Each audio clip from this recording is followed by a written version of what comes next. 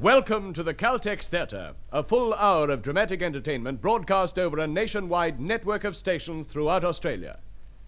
The Caltex Theatre is brought to you by Caltex Oil, marketers of over 1,000 outstanding petroleum products, in association with Caltex dealers and distributors everywhere.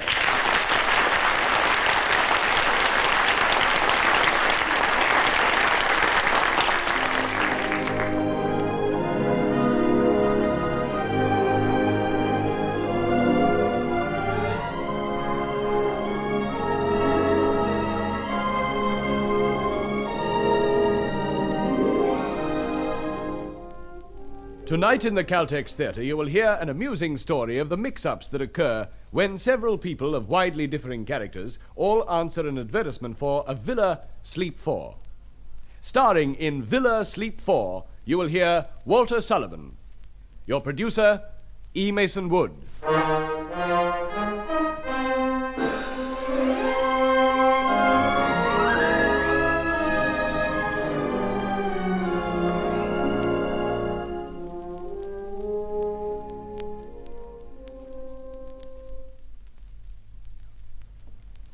The Caltex Theatre presents Villa Sleep 4, Act 1.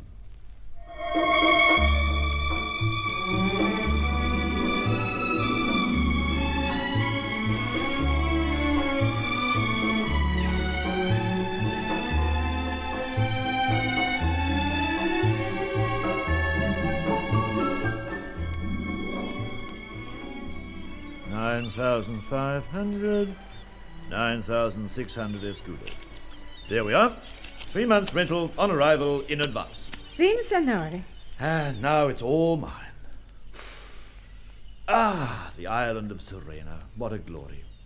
And the Villa Vista Clara sitting alone on the topmost peak, all mine for 3 months. Senor? Oh, don't bother to understand. Just let me prattle. You'll be my housekeeper, I take it. Keep house? Sim, senor. Teresa. Teresa, eh? Well, Teresa, it's all the owner's advertisement claimed and more. Oh, when do I meet this Dr. Roberts? Tomorrow, senor. Oh, tomorrow.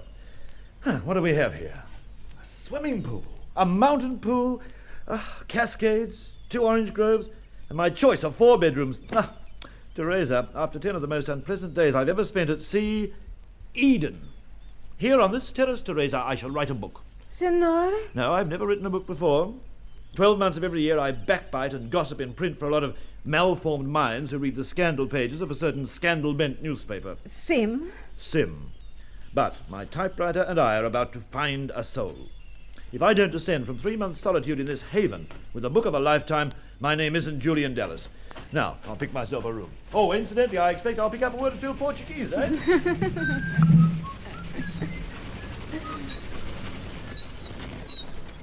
Vista Villa Clara. Sim, senor. Ah, magnificent. I'm Sir Geoffrey Bundle-Trumper. I suppose you're expecting me. I rented the villa for the next 3 months. Sim, senor. And by Jove, it's everything that advertisement claimed. Dr. Roberts, the owner, about. In? Here? Tomorrow, senor. Oh, so I'll meet him tomorrow. Good. Ah, yes, I intend to paint here. I never get a moment in London, always a crisis one way or another. If it isn't summit conferences, it's some ruddy fool of a general shooting off his mouth. Senor? Oh, never mind. Teresa. Teresa. Villa Sleep 4 all to myself. What a wonderful thought. 3 whole months without a word from Downing Street. Doctor's orders, you know. Oh, how much, driver? 4 escudos, senor. Oh, well, that's little enough. Here, gracias. Obrigado, senor. Spanish, gracias. Portuguese, obrigado. Ah, obrigado, Teresa. Ah, well, I say, who's that fellow coming out of my villa? Good morning. Good morning. Dr. Roberts, I presume. I'm Bundle-Trumper. Geoffrey Bundle-Trumper. Of course you are. I know your face. And who are you? Julian Dallas. What I mean is, what are you doing in my villa? Your villa? I think you're mistaken. I think I've nothing of the kind. I've taken this villa for 3 months. So have I. What? I've just paid the rent. So have... here you are, Teresa. Obrigado, senor. I too have paid my rent. But look here, this is ridiculous. clearly we've come to the wrong address. This is the Villa Vista Clara, the only villa on the hill. The taxi brought me straight here. So that's why I had to wait on the boat. There's only one taxi. What boat? My boat? Oh, you mustn't speak so possessively. Your villa, your boat. I spent the entire 10 days in my cabin, sick. So did I. Let's start way farther back. Are you on the right island? Don't be a blasted fool. My dear fellow, there's no need to raise our voices. Let's go even farther back. You say this villa's advertised in the Times? Evening Standard. Villa, sleep 4, inaccessible island, 3 months, minimum payable in advance. Exactly. You answered it? And in reply received this letter. Thank you. Oh, identical with mine. Same Harley Street address. Dallas, it occurs to me that we may be victims of chicanery. Yes, well, I sympathise with you, but I'm afraid you'll just have to go to a hotel. I? No hotel. What? Now, look here, Teresa. Do you know anything about all this? Dr. Roberts, come tomorrow. Oh, he does he? Well, I'll have a good deal to say to Dr. Roberts. That will be all, Teresa. Sim, senor. Well, now, Dallas, obviously we shall just have to do our best to make a go of it. There's no hotel, no alternative accommodation on the island. I am not prepared to make a go of it. I came here to be alone and write a book. Well, I came here to paint. Certainly we'll thrash this out tomorrow with Roberts, but it occurs to me that with you at your book and me at my easel, we could both work undisturbed. That wasn't my idea when I took the villa. It wasn't mine. I don't care for talking, you know. No more do I. Well, that's something. We must let the island live up to its name at all costs. Serena, I've been looking for you all my life. Quite so. Well, as first to arrive, I at least claim the right to unpack. Quite. Rather ungracious sort of fellow. Still, share in paradise is better than none at all. No. Teresa, are you there? That taxi's coming back. Teresa! Oh, no. Villa Vista Clara? Yes, dear lady. Yes, indeed. Take my bags into the house, driver. How do you do, Dr. Roberts? How do you do? Only I'm not Dr. Roberts. I'm Bundle Trumper. Oh, Sir Geoffrey Bundle Trumper, why, of course. And I see you know. Yes, I seem to know you, at least your face. I'm Arabian Night. Oh, of course, yes, you're a film star. Yes, I've seen your face in the pictures. But what are you doing here? As if I didn't know. I've taken the villa for the next 3 months. Well, so have I. What a coincidence. Is your villa nearby? Not far away. You came here to get away from it all? You wanted to be alone? Yes, and what a perfect place for it. Yes, I take it you were seasick on board. Oh, no, just keeping out of sight. I usually have to fight my way through hordes of little men with cameras. Not very polite little men, who aren't above popping a camera in my hotel window. You're not serious. Oh, but I am. Because I'm called upon to behave in a certain way on the screen, they can't understand why I don't behave the same way off. They never give up hoping. It's like having mosquitoes all year round. Good Lord. Cutter's good, Senora. Oh, thank you, driver. Muito obrigado. Now, Sir Geoffrey, if you'll wait till I find my new housekeeper, I can offer you a glass of wine. Don't bother, please. Oh, nonsense. Oh, why didn't you tell me? Tell you what? Oh, that divine little pool. Oh, I'm going in, I must. Do you mind if I get into a bathing suit? I'd be delighted. I mean, please do. And, of course, you must come to swim. Or have you a pool at your villa? A pool? Oh, yes. In fact, the same person owns both our villas. Oh, really? Miss Knight, yes. I can't beat around the bush anymore. I've got to take the plunge. Oh, you've brought your swimsuit. I can take this plunge without a swimsuit. Oh, Sir Geoffrey. The fact is, Miss Knight, we've both been diddled. Led up the Portuguese garden by this fellow Roberts. He's rented the villa to both of us. Oh, no! And even worse, there's no hotel in the village, or I should go to it. No, I don't think I would on second thoughts. What? Well, you may as well know. There's a third. A third? A third. He got here first.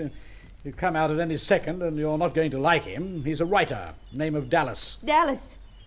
Oh, not Julian. It couldn't be Julian Dallas. Yes, it is, but... Dark, saturnine, about 6 feet. That's the one. Do you know him? Know him? I should say I know him. I've never met him in my life. Well, He once wrote in his column that the only good performance I ever gave was in a shampoo ad. Oh dear. If Julian Dallas thinks he can take charge of my villa, he's very much mistaken. Good girl. Sir Geoffrey, I shall be delighted to share this villa with you. But Mr. Dallas leaves this island if we have to light a fire under him. Now, whose side are you on? Oh, yours, dear lady, every time. Good. Now I'll go and get ready for that swim. Magnificent. Magnificent. Oh, Teresa. Teresa, you there, Teresa? I think I heard her going upstairs, Bundle Trumper. Well, I'm about to take a dip. Oh, yes, a popular idea. I don't know what it is, but I'm almost starting to forgive you. That's nice. I'm not saying I've forgiven that Roberts fellow, though. Oh, but look at that sun. Dallas, look, you might as well know now as later. Huh? We've been joined by a third guest. What? A lady. A woman? I said a lady, Miss Arabia Knight. Who did you say? That awful actress woman? Miss Arabia Knight, the film star. Oh, no. No, Roberts couldn't. He mustn't. I won't. Have you seen her on the screen? Well, can't say I have, but in the flesh, she's damn decorative. Do you play poker, Dallas? No. Why? Villa sleep 4, eh? Well, here's one game where two pairs make a full house. Dash decorative.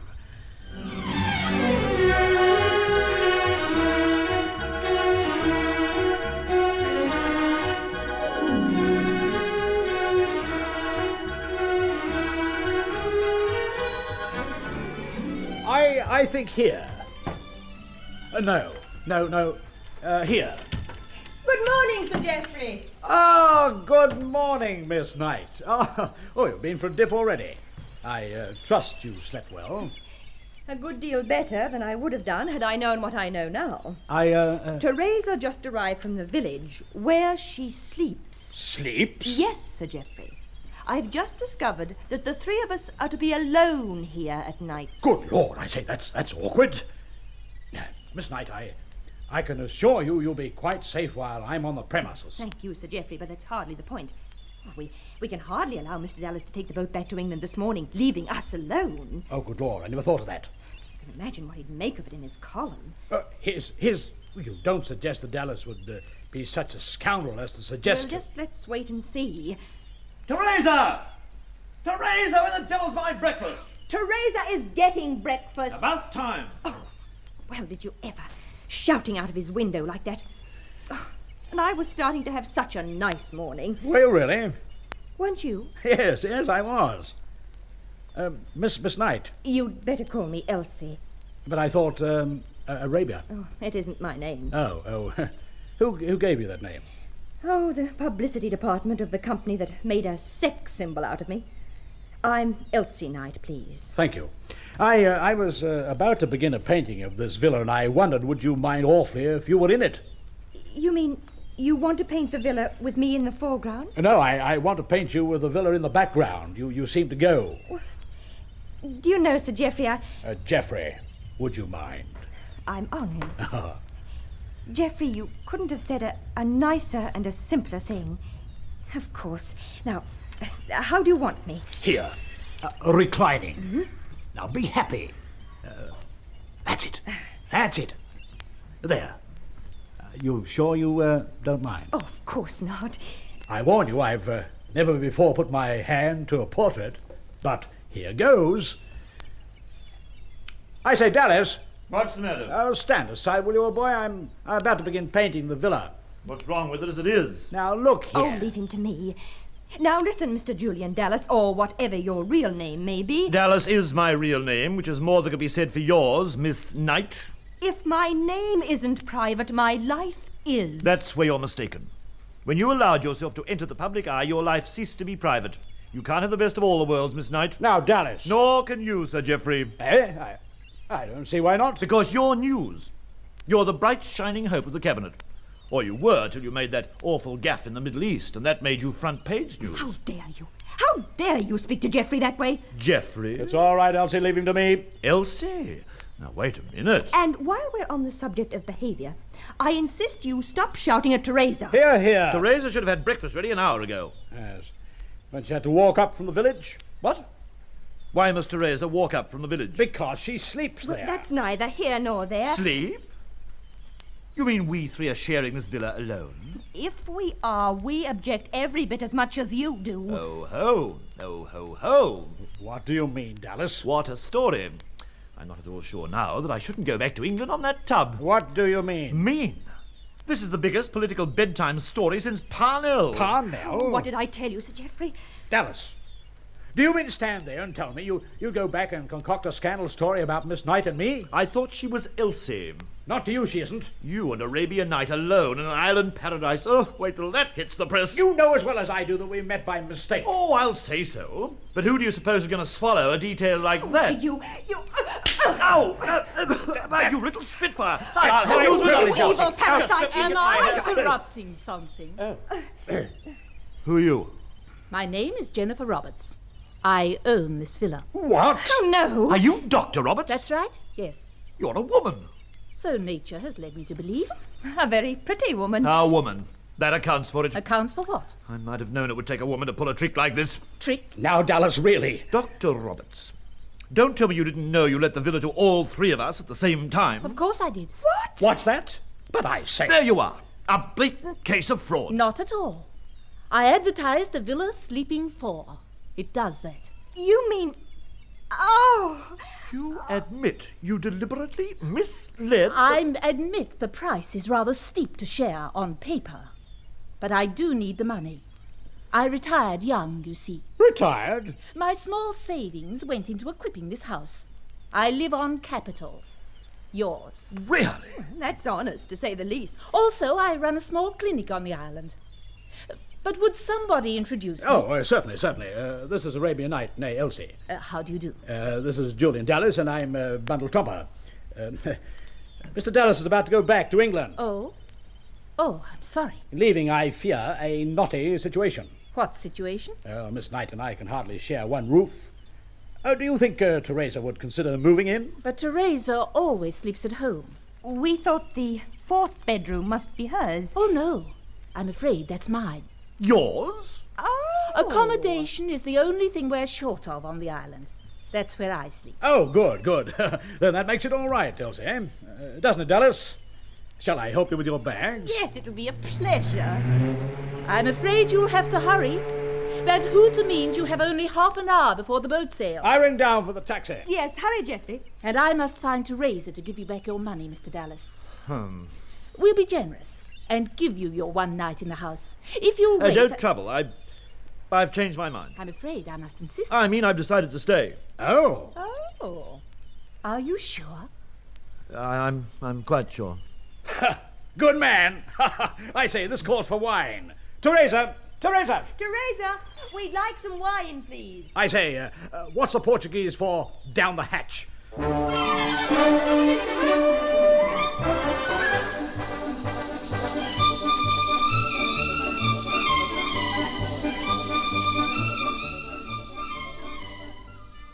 Finished. Not another one. That's 3 in a week. 5.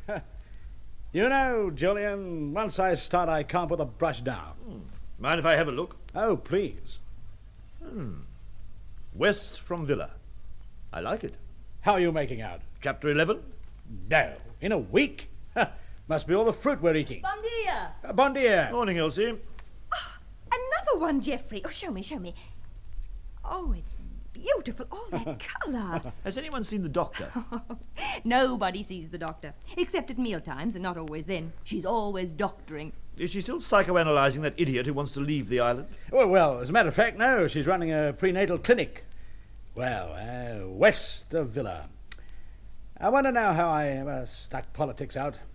Or how I will ever go back to them. Oh, but you're practically Prime Minister. I was, up to when Julian called that awful gaffe of mine in the Middle East. You were absolutely right. Everybody says so. Oh, yes, now they do, but there's nothing so unforgivable in a politician as being wrong at the time and right later. It was very fortunate for my party, my having a nervous breakdown. Now they can show their loyalty by backing my successor. You're not thinking of resigning? I don't know. Would save an awful lot of faces. But you love it. You must love it. Well, at your age, you can't get as near to number 10 Downing Street unless you love it. I don't think that follows. It's as big a rat race in his game as in yours. The only difference is that people push you, Elsie, without your having the aptitude. Oh, please, don't speak that way to Elsie. And don't speak that way to Geoffrey. He's a man with a vocation. I'm not, you know. I'm sorry, Elsie, but I'm not. I just happen to apply myself to politics. Just happened. In the same way as you became a symbol merely because you happened to apply your bosom to film. How dare you? How dare you He's speak? right, Geoffrey. Oh, Blast you, Julian Dallas, you're right. Now tell me something. To what did you apply yourself? Sir Geoffrey's contributed something to his country, and I, in my ridiculous way, well, so have I. Geoffrey and I make star contributions at two ends of the scale, both, it seems, hating what we excel at doing. Now, where do you fit in? You tell me. All right, I will. You make a middling feature player success of running bilious commentaries on people who have contributed, without making one solitary real contribution of your own. Isn't that so? Well? It could be. Jolly well is. I certainly do pick my moments. Oh. I hope nothing's wrong. Just having a little heart-to-heart talk. As a psychiatrist, Dr. Roberts, you'll appreciate how helpful that can be. Excuse me. Now, just what is eating all of you? Don't tell me that the Villa Vista Clara has slept 3 out of 4 for a week without resting them. well, I have absolutely no complaints, Doctor. Oh, I've only one. Dallasitis. But the virus is under control. What do you think of the new painting, Doctor? Oh, Jennifer, please. Where did you do this, Geoffrey? Parked myself just here. The light's full of tricks. You're happy. It sticks out all over the canvas. What about you, Elsie? Serena do anything for you in a week? Well, I'm up to lesson 7 in my Portuguese grammar, and I've read David Copperfield. Is that all you came to do? Read? Oh, no. I was hoping to cook a bit. Can you? Can I? Huh. I can cook any cook whose cooking you have ever eaten under the table. You amaze me. Then please cook whenever you like. Oh, may I? Oh, tell me, Jennifer, how did you manage to get hold of a dream place like this? I've been on the island for 5 years, you know. I used to live down the hill. I first came here to treat the mayor. The council were afraid he was going crazy. Anyway, last December he decided he didn't want to live up here anymore. This was the mayor's house, eh? Oh, yes. He gave it to me for Christmas. Good Lord. Just like that? Oh, he had motives, you understand. He didn't like trekking up and down the hill. To attend to his duties? Oh, no, for football. They're great on football, are the Portuguese. The mayor keeps goal. He's young, then. As mayors go. Only 75. 75! It's a healthy island. Yes, yes. Remarkably so. And, of course, you do a lot for the islanders, Jennifer. Oh, don't imagine I'm a doctor with a mission. I came to Serena for selfish motives. From selfish motives, I stay. But what brought you here in the first place? Well, I had a practice in Harley Street. People used to spill their hearts out all over my couch. And I used to say to them, find out your hobby and go as many miles away as you can to pursue it. Well, one day I decided to take my own advice. But what is your hobby? That's a fair question. I suppose people. And don't imagine I found this place right away. Well, I'd never even heard of it. Nor had I. But I did find it, and just in time. Now, if nobody minds, I'm going for a swim. Teresa! Teresa! Have you seen a big pile of typing paper with typing on it? No, senor. Oh, dear. Excuse me. Well, they were on my table last night and now they've gone. No, si, senor Dallas. Well, someone must have seen them. How about you two? I've lost the top copy of my 11 chapters. Oh, sorry, old man. Have you looked in the stove? The stove? Why should I look in the stove? Teresa lights the stove with paper every morning. Oh, no. No. If that woman's lit the stove with my top copy... Well, what's the matter with the bottom? What bottom? I mean, if Teresa lit the stove with the top copy, there's always the bottom copy. Well, if that's what you want to keep, you've got it. But, Let's go for a dip, Geoffrey. Yes, I don't mind if I do. Teresa! Teresa, come here this instant, do you hear me? Is there something wrong, Mr. Dallas? Is this what you're looking for? What? Oh, yes. Yes, that's it. Where did...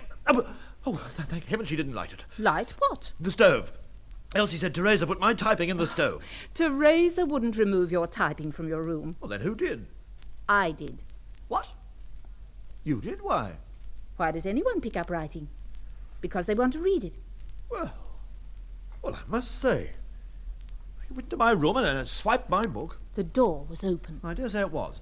Now look here, Doctor. Everybody else is calling me Jennifer. But you can go on calling me Doctor if you'd rather. I'm darned if I ever heard the likes of this. Why?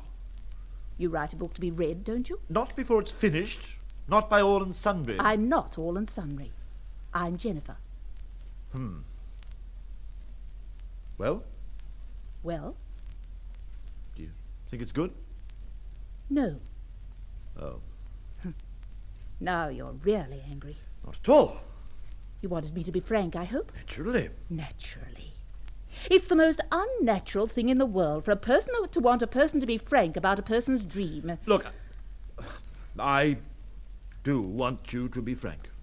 You shouldn't be angry if I say your book isn't good. A book that's a person's dream mustn't be good. It must be great. Right? Right. That's what it is, in my modest opinion. But do you mean that? What an ordinary thing to ask me. Of course. It's great. Jennifer, Well, thanks. I'll take these. Thanks for what you said. Oh, why are you running away like I'm not that? running. I'm merely walking rapidly. Come back. I won't eat you.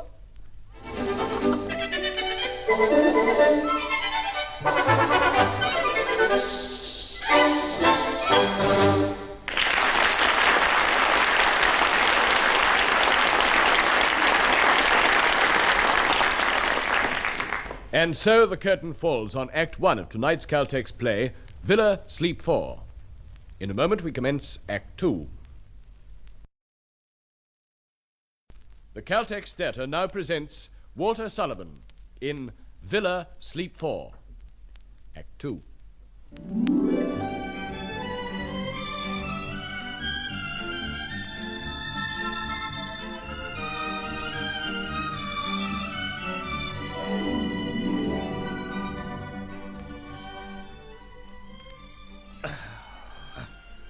Hello, stranger. Huh? Oh, Jennifer, I didn't know you were up. Since dawn. I've been at the docks. The docks. Is the boat in? I didn't look. I've been delivering babies. 4 of them. 4? 1 mother, 4 babies. You mean quadruplets? The first ever on Serena, the mayor tells me. Incidentally, the mayor is now 100% cured. They're celebrating. Well, congratulations. Must be a wonderful feeling. For you as well as the mother. Yes, it is exhilarating. But you should know. I? It's surely the same feeling you had when you finished your book in 3 weeks. Signora, I am so happy for you and the babies. Thank you, Teresa. Bom dia, Senor Dallas. Why does Teresa only keep up the fiction of not speaking English with me? I think you frighten her a bit. You're taking longer to unwind than the others. Why do you hide away? Do I? From me, anyway. Well, I'm roughing out notes for a book. Another? But that's splendid. Hey, is what I hear true? Gospel.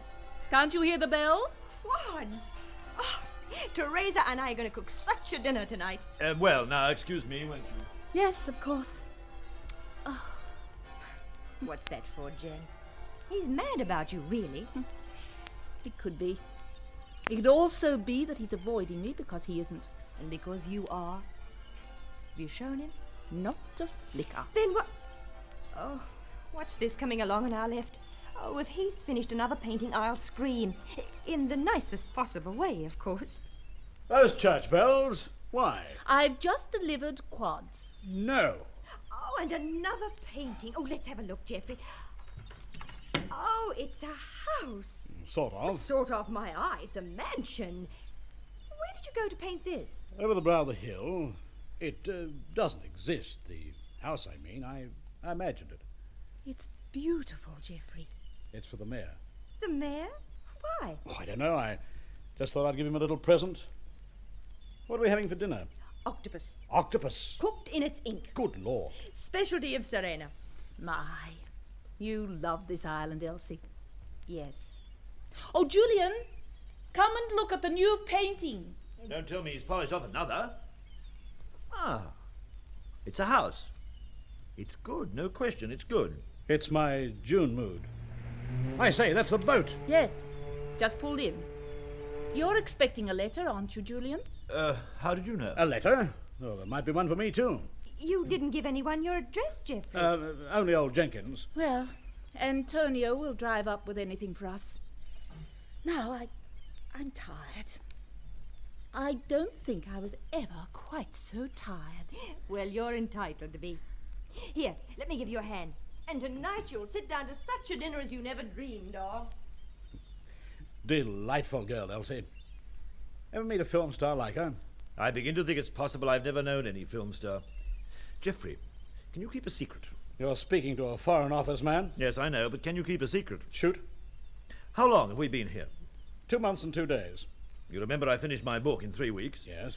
Well, Geoffrey, I sent my book to London just over 6 weeks ago. You did? And you've had it accepted? Don't be an ass, it takes months and months, sometimes years. But can I say something silly? Go on. I know my book is good. And somehow it's enough for me to know. Can you understand? Easily. I mean, it's the oddest thing. I don't want kudos. I only said it to this friend of mine, a literary agent, because I want to hear a first-class opinion. Yes? Well, I asked him for an immediate reaction. Today is the 6th of June. You're not serious. It's my birthday. What? You didn't say anything? If I'd remembered, I would have. I don't like letting things like birthdays go by the board. Go on. Oh, that's the end of the story. I could get a letter on that boat. In that letter will be an opinion. But if that opinion coincides with mine, how's that for conceit, eh? Oh, many happy returns. Thank you. Can you keep a secret? I mean, I know you're a journalist. Go on. I'm every bit as conceited as you. Much as I esteem all your good opinions about my painting, I know, and that's enough. Aren't we dreadful? Dreadful. What's the secret? I don't know. I just sit down in front of a canvas, and the light does something, and the island does something, and I do too. I mean the secret you asked me to keep. Oh, well, yes. Well, I got Antonio to smuggle down 22 of my canvases to the boat that left here mid-April, and off they went. To England? Yes, to a friend of mine, old Jenkins, in the Conservative office, who really knows a painting when he sees one. Oh, just a first-class opinion. If it corroborates what I think, wonderful. If it doesn't... To blazes with Jenkins. To blazes with Jenkins.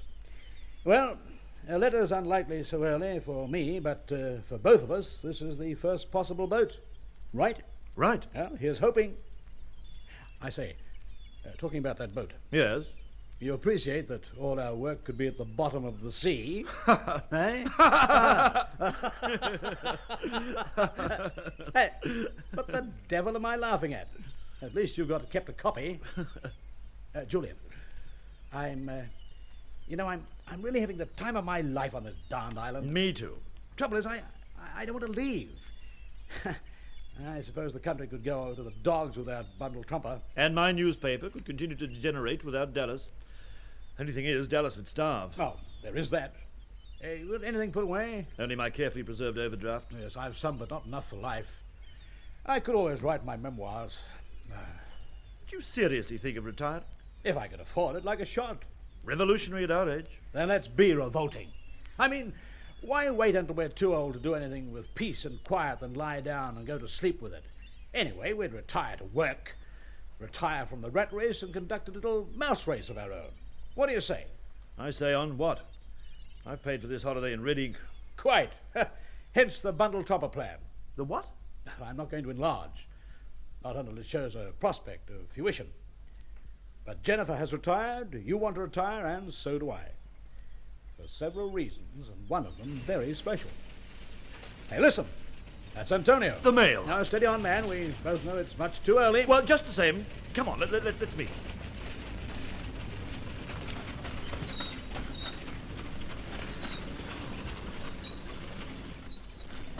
Don't get out, Antonio. Just hand it to us. Anything for Senator Dallas? No, senor. No? No. How about Sir Geoffrey? Sim. Sim? Oh, good. Well, hurry up, man. Depressa. Oh. My 18 copies of the Times Air edition. No letters? No. No. Oh, well, thanks. Obrigado, senor. 18 copies of the Times will do for the stove. Give him Teresa, Julian. Another 21 days till the next boat. Looks like it. Well, I'm going down the hill to see the mayor. The mayor? Of course. About time we got this thing moving. Oh, take my painting inside and look after, will you? It may be important. What on earth you think you're... Don't just ask any questions. Not yet. Oh, I say, if you see anyone, just mention casually that it's my birthday, will you? I'll tell Elsie for you. That's a promise.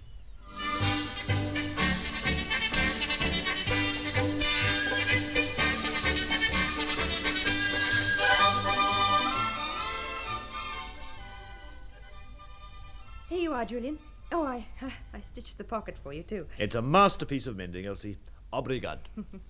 I nearly signed my name at the bottom.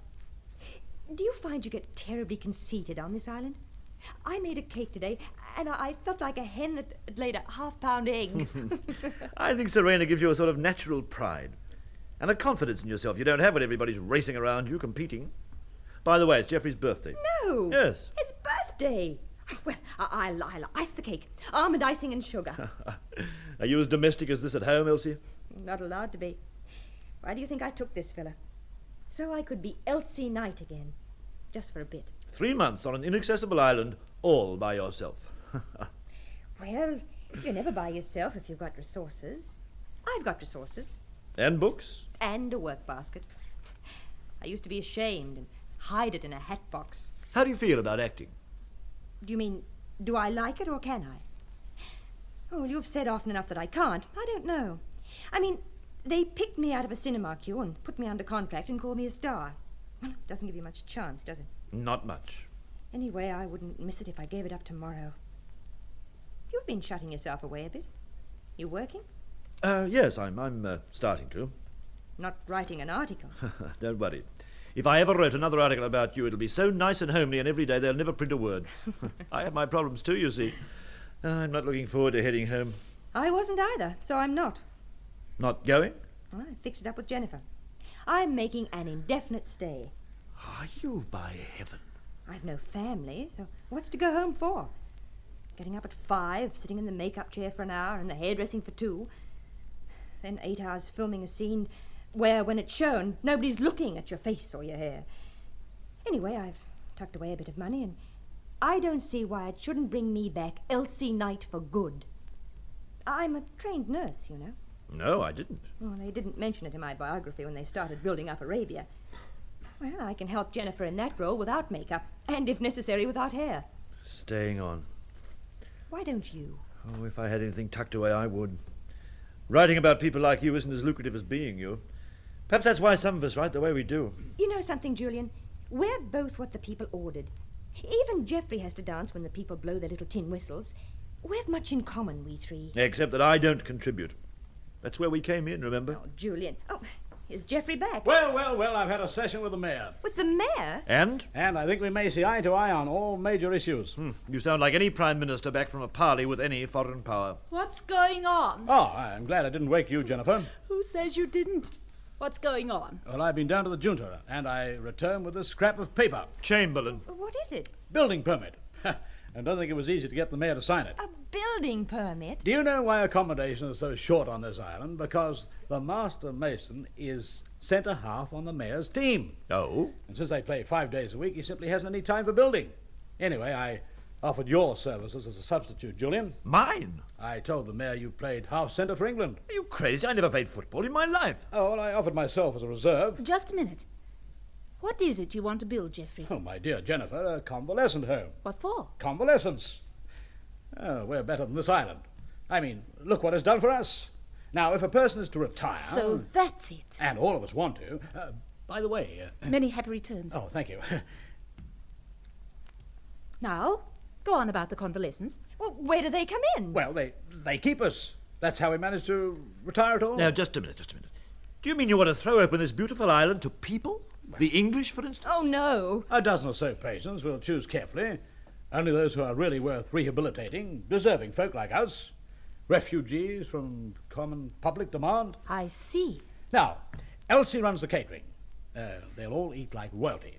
Only Elsie, go easy on the octopus. Also, she's a trained nurse. I'll design the rest home, and don't think I can't. I've already started, and I'll help the mason to build. I can do it on my head. Geoffrey, you're painting The house! the imaginary house. It'll be absolutely perfect. Yeah, but what about the innards? Do you know about innards? Yes, I can learn, and once these island boys get started, they'll shove the place up in a couple of months. We'll improvise. We're up to our eyebrows in marble on this very hill. Where does the money come in? Elsie, mostly. Sorry, Elsie, but you're the richest refugee among us. Thank you. But we'll all kick in, and it's dirt cheap here, don't you see? Well, It's a great idea. It's genius. I think it's genius. do you, Elsie? What about you, Julian? Oh, by the way, if our little project gets nosed abroad by means of your column, Elsie and I'll even pose for pictures. An all-round world scoop made to measure, you see? Yes. Yes, I see. Not to speak of the woman doctor who just brought quads into the world. We'll be knocking back applicants by the hundreds. Elsie, come and make some ice, will you? I'm going to open a bottle of champagne. Coming. Genius, that's what it is. It is. Isn't it, Julian? Julian? It should be wonderful. For all three of you. 3? This is a foursome. You all seem to overlook one important point. At least it's important to me. I seem to be the only one who doesn't contribute. Oh, please. You won't need me, not even for the publicity. One word of this to the Press Association, they'll all be falling over themselves. But all I'd ever be able to do here is what I'm running away from. Write a column. You mean you're going back? But why? To tear people down a little harder. See if it'll earn more. Maybe one day I'll have enough to come back here again. For good. If you had money, would you stay? Of course. Money's always a solid contribution. Knocks talent for 6. But your book. Oh, my dear Jennifer. Even if it's published, that'll mean £100. Perhaps 2. I have a sort of infamy attached to my name in England. Oh, I'll buy shares in your rest home. It'll be fun to have an interest. Even from so far away. This is so serious. Julian, I'll just have to pitch my pride in the pool. I love you. Jennifer. I love you, Julian. Well, please, over to you. I can't stay, Jennifer. I'll go back tomorrow. I'll walk down to the boat and make arrangements. Julian. Silly fathead. Have some champagne, Jennifer. We've got the bottle. Not now. Do you mind, Elsie? Excuse me. Oh, dear. Thank heavens you haven't any false pride, Geoffrey. Well, I do have a certain substance, you know. I know, but we have the same approach to money. I think you have such perfect values. Oh, do you? Sword. So. Oh, lovely. You know, we shouldn't have been listening to Julian and Jennifer just now. I know. But since we did, what can we do? Oh, nothing can help Julian except LSD earned by the sweat of his typewriter. Of course, his book, but it would never earn enough, even if... Has he sent it to England? Well, yes, he told me in confidence, really. Oh. By the same boat you sent your paintings? How did you know that? It was a secret. Well, it's hard to keep a secret on this island. And 22 paintings are a pretty big secret. You didn't say anything? Oh, never spoil a man's fun when he thinks he has a secret. Elsie, I think you're wonderful. Look, I didn't mean to say that. Why not? Well, after all... After all what? You're a film star. So? So, well, I mean, you must have lots and lots of men wanting to marry you and so on. And so on spoilt it. You're a famous statesman. So? You must have all kinds of people wanting to woo you, including lots of women. Well, you mean because I'm a statesman? No, because you're a darn good-looking man. Oh, don't be ridiculous. Oh, you are so. Geoffrey, if I weren't a film star, and if you didn't think that I must have all kinds of men wanting to, and so on, what would you say? I might say... Yes? Can I have the bottle for a moment? Say it sober. I love you. Right. Thank you. Elsie, look, I'd awfully like to marry you if you could see your way clear. Come here. Elsie. Poor Julian. Poor Jennifer and poor Julian. Oh, Geoffrey. Jennifer! Jennifer! Elsie! Geoffrey! A cable! A cable! Cable? I met Antonio on the way up the hill. Jennifer! Coming! Well, hurry up, it's a cable from London. Oh, Julian. What is it? Well, let's hear it. What is it? All right, listen. Yeah. Your novel, sensational. Oh, wonderful. Publication, arranged. Stop. Mencken, Top staying with Hollywood me. producer. Stop. Mencken, yes. Yes, Staying Top with me Hollywood. now. Offers immediate 10,000 film rights. Stop. Oh. Think we Film could double rights. after publication. Stop. Mencken further offers Hollywood contract as scriptwriter. Stop. Essentially return discuss. Signed, Charles. Charles F. my agent. You hear that? A Hollywood contract. Me. Oh, that's wonderful. Julian, you wouldn't think of taking it. What, are you crazy? Take it. It's the chance I waited for all my life. What about Serena? Serena must wait till I've made my pile. 10,000 is quite a pile. You could settle here on that. Yes. While there's time. Time. What's time? Another 10 years, I'll be coming As back. one of our patients. What's the matter with you all? Isn't anyone going to congratulate me? Of course. Congratulations. Congratulations. Thank you. Well, the boat sails in the morning. I'd better pack, hadn't I? Oh, Jennifer. Tell me something, Elsie. You know Hollywood. What will happen to him there? Well, first of all, they'll rewrite his novel from cover to cover, removing every vestige of individuality. But if he writes the full script... They'll rewrite that. They'll pay a dozen people each to rewrite what the last one wrote. In 2 years, he won't have an idea left. In 5, he won't have a heart. Are you sure? As sure as heaven made little Serenas. Then we must stop him. Good heavens, we must stop him. At all costs. I like Julian. But how? How? If he doesn't want to stay? I've an idea. As a lapsed analyst, will you help me? Yes, of course. Anything. Absolutely anything. All right, listen. My experience has been that you can offer seemingly negative method. You may have noticed that in the case of children and retarded athletes...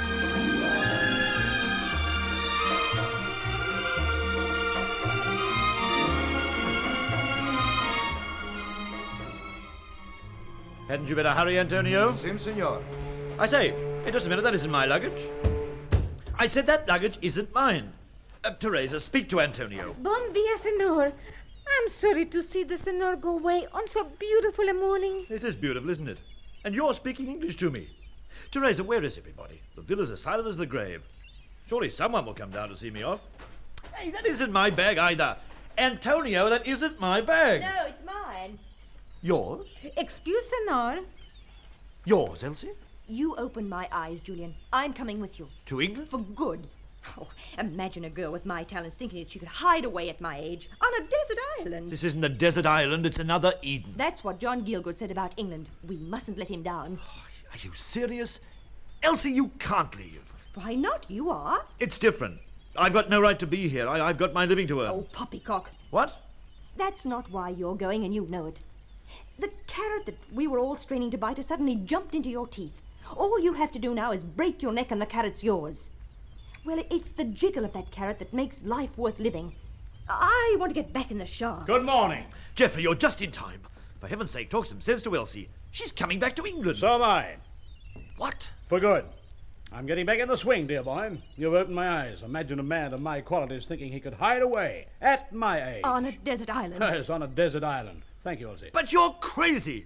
Look, at least I was coming back. Not you. Not once you left. No, we're the world, we three. And in the world we have to stay. No. Good morning, all. Jennifer, Geoffrey and Elsie have gone out of their minds. Talk to them. Talk to them. I've been talking to them and got my own thoughts straight in the process. I'm leaving too. I don't believe it. I am, you know. You're coming with me? As far as England, yes. After that, you're on your own. I'm going back to Harley Street. What? Not you. No, it's insane. Look, do you know what you have here? 100% of perfection. A clear view of yourselves. A tranquility for the rest of your lives that'll make you fruit like a tree. But that's entirely selfish. Of course it's selfish in the sense that yourselves will come to flower. Every man must flower. It's up to the individual to find the right garden. And this had nothing to do with time, place, money. But you found Serena. You found your garden. Let others search for theirs in their own way and in other places. Serena's everywhere. Anyone can find it if only they have the imagination to look. The trick is having found it, not to lose it. Don't you see? Bravo. Bravo. Thank you. Jolly well put. What? Oh, you so-and-so should have been pulling my leg. Only gently. Very gently. Easing it out of its sockets. You had no intention of leaving any of you. Antonio, bring back that luggage. Simpson, no. All of it, bring it back. All of it? Yes, blast you all of it, I'm staying. That's a very good boy. And in future, anyone who speaks of leaving this island will be taken bodily and dumped clothed or unclothed into the pool. Agreed? Agreed. I shall get the champagne. Jennifer, can one get married on this island? The mayor will fix it. When I ask you, which will be in about 7 seconds, you appreciate that it's entirely for the capital you've wrested from us? Oh, but of course. Excuse us, Elsie. Yes, about time. I say, look at this. Look what I found in the stove. Hey, Look, what is it? What is it? The Times Air Edition, front page. Look, you see what it says? Bundle Trumper, paints. Geoffrey! They got there. Oh, hold still, let me read. 22 canvases, Yes. most significant of the decade. Decade, that's only 10 years. Conservative offers to hold exhibition. Oh, Geoffrey! That's wonderful. Oh, Lord, the next bit's burnt. Look, Remarkable new career for one of our foremost Statesman, this is tremendous, Geoffrey. the boat. I must go. I'll miss the boat. What? I must go. Exhibition. This is undreamed of. I must be there. Stand by, girls. Don't you see? Of course I must go. Not for long, but... alley what are you doing? What are you doing? Let me down. Oh, don't be silly. Let me down. You must see reason over this. It'll only be for a short time. Oh, this is the most important thing that ever happened. No! No, Elsie! 3! All right, I'll stay!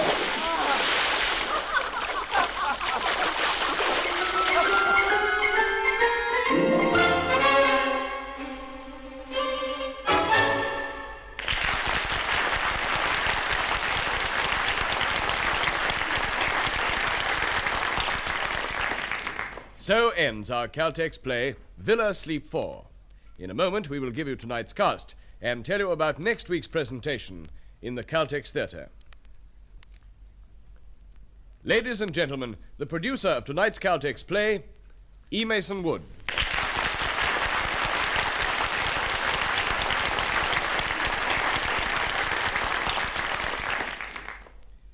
Thank you. Villa Sleep 4 was written by Hubert Gregg and adapted for radio by Kay Keaveney.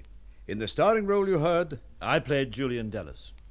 this was Walter Sullivan.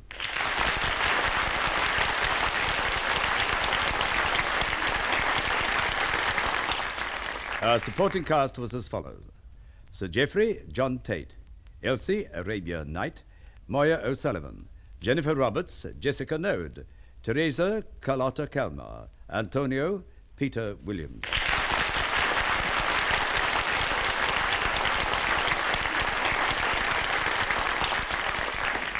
Thank you, Mr. Wood.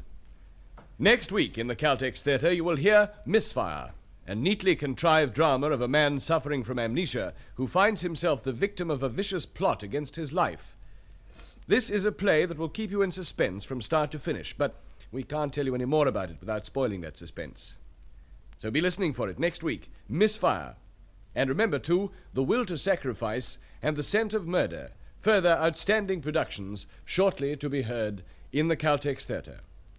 Now this is your compere, Rick Hutton, bidding you good night on behalf of your hosts, Caltex Oil, marketers of Caltex Super Gasoline and Caltex Gasoline, the world-famous RPM 1030 Special Motor Oil, and Marfac Lubrication.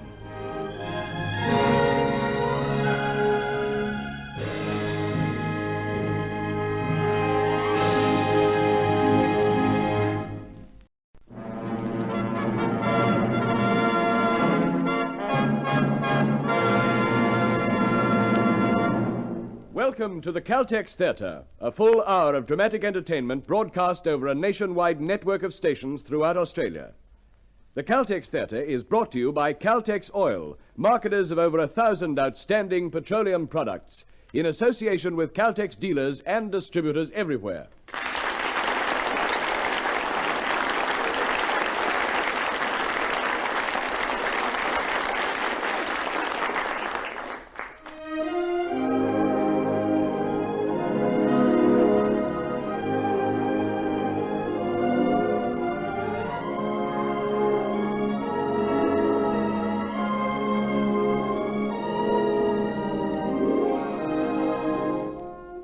Tonight in the Caltex Theatre, you will hear an adaptation of the powerful Metro-Goldwyn-Mayer motion picture, The Vintage, the story of two Italian brothers who seek refuge from the law in the vineyards of France.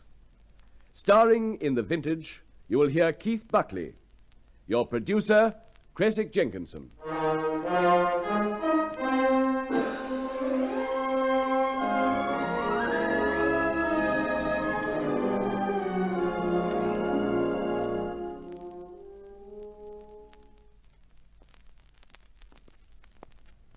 The Caltex Theatre presents The Vintage, Act 1.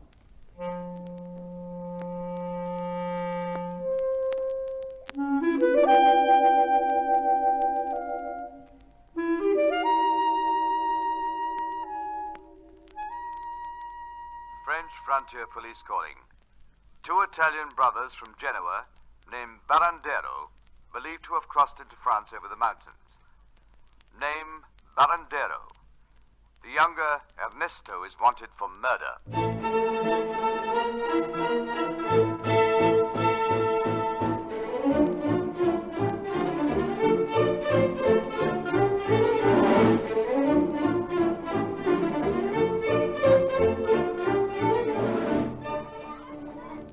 I'm sorry, I can't say if my husband will give you work. But when he comes back, you can ask him. Gracias, signora. Thank you, madame. The hail's been bad this year, and he hasn't decided when to start the vintage. We're good pickers, madame, and we're willing. You must ask my husband. Oh, if you'd like to wash at the pump, you're welcome. You're very kind. I know we look as... but we've walked a long way from vineyard to vineyard. Well, go ahead and wash. Grazie. Gracias. She's a very beautiful. All that matters is she's friendly. We've got to get work or we're done for, Ernesto. Come on, let's wash. What's that? What are they fighting at? Don't you know? Mademoiselle, we didn't see you. You look scared. Don't you know we fire up rockets in these parts to stir up the air and drive the clouds away? Oh, yes, of course. It's because the hail's been bad this year. Are you pickers? We hope to be, mademoiselle. We're waiting to talk to the farm. Louis, he's my brother-in-law. Are you hungry? You look hungry. Thank you, we have some bread. Hey, Louis, are you going to start now? The sugar's just right. Here's my brother-in-law now. I tell you, the grapes are waiting for us. The old man's Uncle Tonton. All right, Uncle Tonton. Etienne, did you check the tubs? Everything's ready, Louis. He's coming. Good luck. Louis, I want to be in charge of the horses this year. I've told you no. Bah! I ran the vintage before you were even born. Good morning. Who are you two? We're pickers. We understand your vintage might be starting soon. We were hoping you'd take us on for it. Where'd you work last? San Paulo. They had no vintage over there. It was ruined by the hail. Well, we helped them clean up. We're not hiring yet. Can we stay overnight? No, this is private property. You can go up to the village or anywhere else, but on the way, keep your hands to yourself. We don't want anything that isn't ours. We came here for work. Louis, they look like nice fellows. Go ahead now, out. Say, there's a place down by the river, sheltered. If it rains, nice place. Grazie, Uncle Tonton. Say, for some chocolates. I'll make him hire you. I'm his uncle. Oh, sorry, Grandpa. No chocolates. It's a hard thing to grow old. You two men, go on. That farmer's a friend of nobody's. Why did you let him talk to you like that, Giancarlo? Because we're in enough trouble as it is. Now let's find that river. As if we were... We're strangers. Here in the country, that means we're no good. I told you to get going. Give us Yes, sir, right away. Come on, Ernesto. Ernesto? Come. What's the matter with you, Louis? Why did you have to act like that? When these tramps come around, if we don't lock up our chickens, lock up our wine cellars. Or our girls, eh, Louis? They're not thieves, Louis. Since when are you two authorities on character? Lucien, go and tell them to wait. Tell them we'll send out some food to them. Leon! Yes, Leon. Wait, just a minute, wait. Since when have we become a charity kitchen, Leon? Since I saw two hungry men. Louis, I heard you talk to them. What's happened to you? Nothing's happened. I'm what I've always been. A man with 2 feet right on the ground. A man of property. Now they come round here like locusts, expecting a handout. They wanted work. Yes, and then they move on. Nothing worries that kind. Do they care about the hail, or the spring coming too late, or too much rain, or not enough? Listen to that. If I wasn't ashamed to bribe God, I'd go down on my knees and pray to him to keep the hail away for 1 week. Just 1 week. Etienne! Louis? Oh, what is it? Haven't you any work to do in the house, Leon? I remember the time when the pickers came by early. You didn't argue with me when I gave them food. You even told me to. I remember the first vintage after we were married. Yes, Louis. Tomorrow. We start picking tomorrow. I won't risk waiting any longer. Tomorrow, I think you're right, Louis. Etienne, go to the village. We start hiring in the morning. And don't forget to check the vats. Right. Now, what were you trying to say, Leon? Nothing. I'll get those men some food. The first thing tomorrow, Etienne, and tell them to bring their work cards. Is the food ready? Oh, forget about those tramps. We've got work to do. What did they say, Lucienne, to keep you so long, eh? They merely said thank you. Well, you keep away from them. You understand? You're my brother-in-law, Louis, not my owner. Lucienne. Oh, not now. I'm busy. Lucienne, after the vintage... Well, what is it? I'd like to talk to Louis, and then, whenever you say, we could be married. That doesn't surprise you, does it? Etienne, if God were to come down from the top of that hill and say to you, Etienne, you have the right to receive one gift. Now, what would it be? A hill of good soil, 30 days of straight sun until the vintage, a sweet grape, and the right degree of fermentation. That's more than one wish, but that's what I thought. But what about it? Can I talk to Louis? If you want to marry Louis, yes. Lucienne, come back, Lucienne. Oh.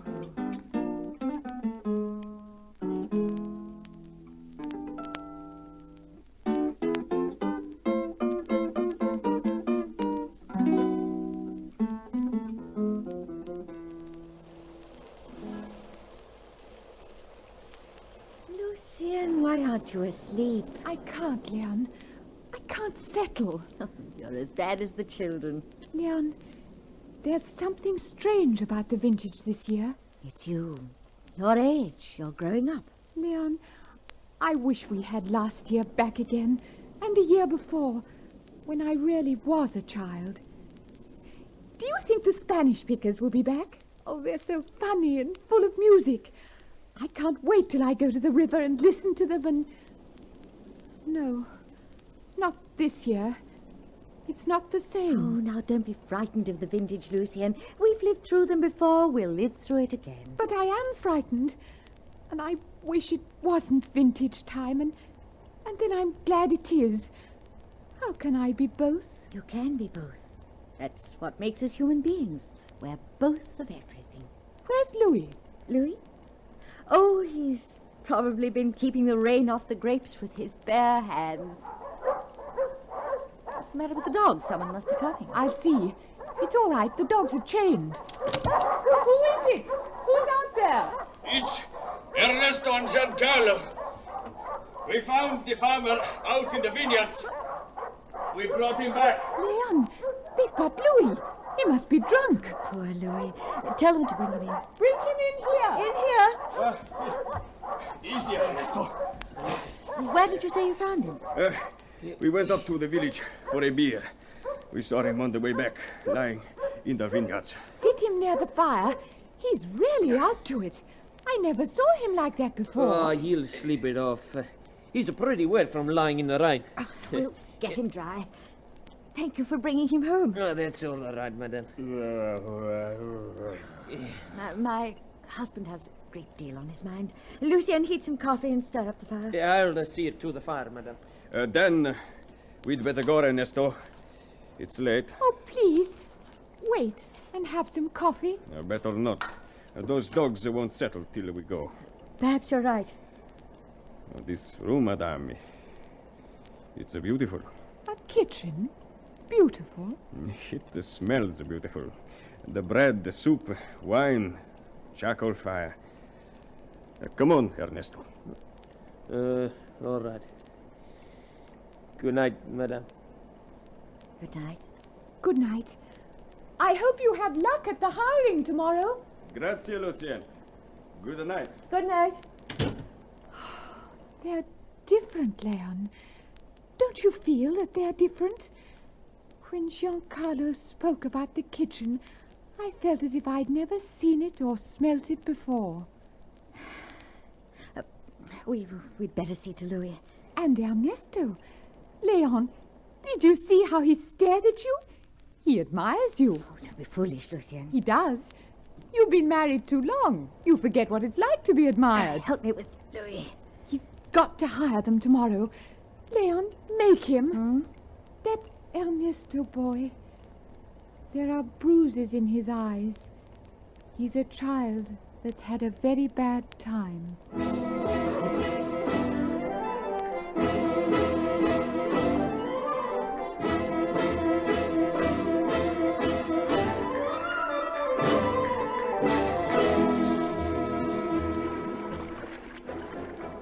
Hey, you! Asleep there! Up with you! What is it? You! On your feet! Up with you. Come on, get What's the idea? Who are you? We are a champion pickers from Spain, and this place by the river is my boudoir. We were here first. We have been here these past 8 years. Take it away from us. With pleasure, my little rooster. Ernesto, there always has to be fighting. That is the way the world turns. Susas! Not with a knife, Ernesto. Blast you, Carlo! Get him, my cousin! Get him! Hold him! You see, Carlo? We're two against the dozen. They'll kill us without my knife. You! The bigger one. Senor? Fight me. Let your mob hold my brother. And fight me. He'll kill you. You ask for a fight? Bare hands! Anywhere you like. Come on, fight me. Oh, so be it. Oh, keep back, cousins. And hold tight to the little rooster with a fondness for knives. Carlo, he's twice your size. Hold still, little rooster. Good. You ask for this, my friend.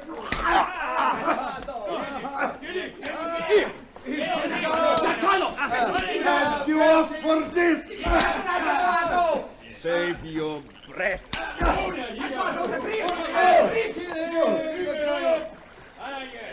He's gone. Not good at fight. I finish him quick. Blast you! Let me go! Giancarlo! You're like Giancarlo, see? Yes. All right. Good, come. I'll help you up. Grazie. Now, we are friends. You shake hands? Friends? See? Friends. You. What do you say, little rooster? Let him go, cousins. Are we friends with that knife of yours, huh?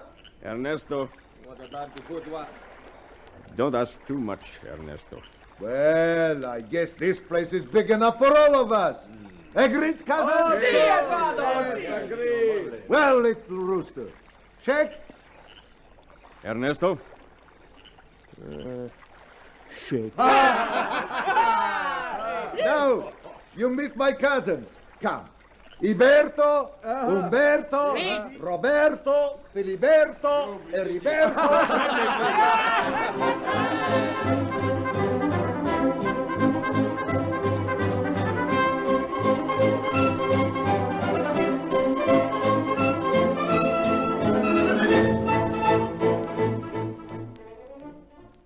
All right, step up here to the table, everyone who wants to be hired. Step along here. Hello, Morel. My boss, my friend, my companion. How are you? So, you're back again, you boss. Oh, is that the way to greet us, my boss, my friend? Oh, you lost a little weight. And Uncle Tonton is getting younger. You're back, Eduardo, huh? And how are the two most beautiful sisters in France? Cousins, you say hello? Hello! Hello, Eduardo. Good to see you back. All right, you men ready to go to work? Are we ready to go to work? Of course we are ready to go to work. That is what we've been waiting for all year. Sign them up, Etienne. And hurry, let's get started. You first, Eduardo. Name and work card. Eduardo Uriburi. Next, name and work card. Filiberto. Heriberto. Yes. Filiberto. Umberto. Pablo. All right, move along. Next, name and work card. Giancarlo and Ernesto Baradero. What's that you're showing me, Balandero? Those aren't work cards. Louis! Well, they were all right at Nice. Are you trying to make a fool of me? These are harbor passes. You need a work card. Louis! I want them to work. I owe them a favor. But, Louis, it's against the law. Are you going to be the first Frenchman to obey every law? They'll arrest you for treason. You sign them up, Etienne. No, you're the boss. All right, you're hired. Grazie. Now, I want to make things clear from the beginning. I don't want any man coming to work drunk. And you stay away from the houses and keep your hands off my chickens. Anyone touches one little feather of one little chicken will have to fight me. You are satisfied, my boss, my companion, my friend? And I don't want any fights. Who fights? I, Eduardo, I hate the sound of the very word. I mean it. Be quick now. Get to work. That man, he's always trying to win a race with the grapes. Any chocolates? Any chocolates, Eduardo? I have not forgotten you, Uncle Tonton. You are always in my dreams. Here. Oh. Liqueurs.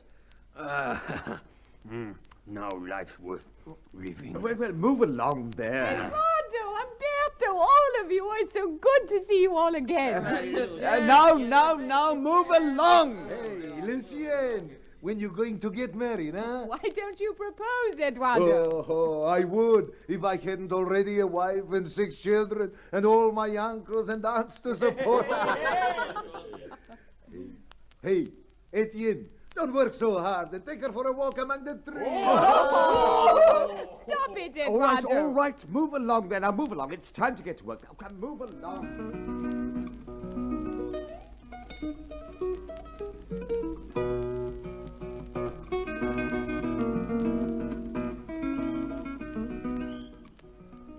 You, Ernesto, those grapes go in the tubs, not on the ground. Pick them up. Uncle Tonton, you're holding up the line. Fill the tub, you men, not your bellies. Does the work go well, Giancarlo? Very well, Lucien. Not very well at all. You're holding the shears the wrong way.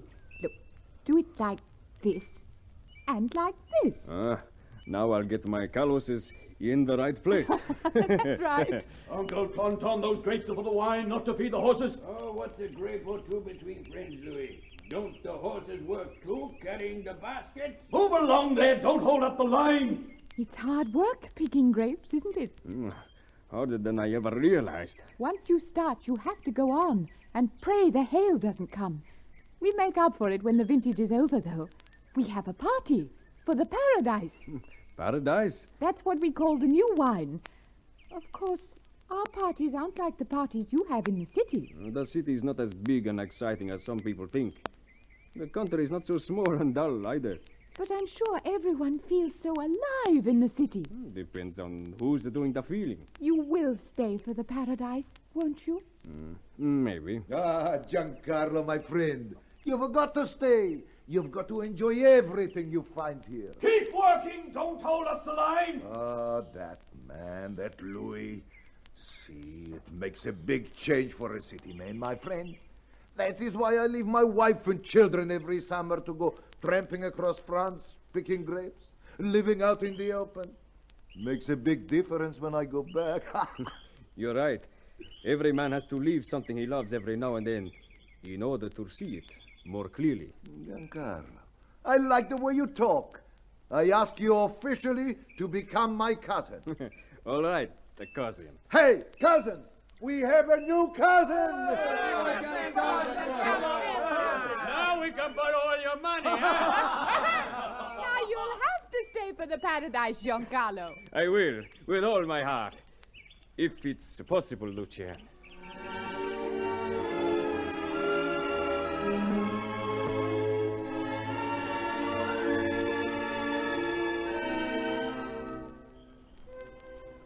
Hey, you two men, come here. Us? Come here.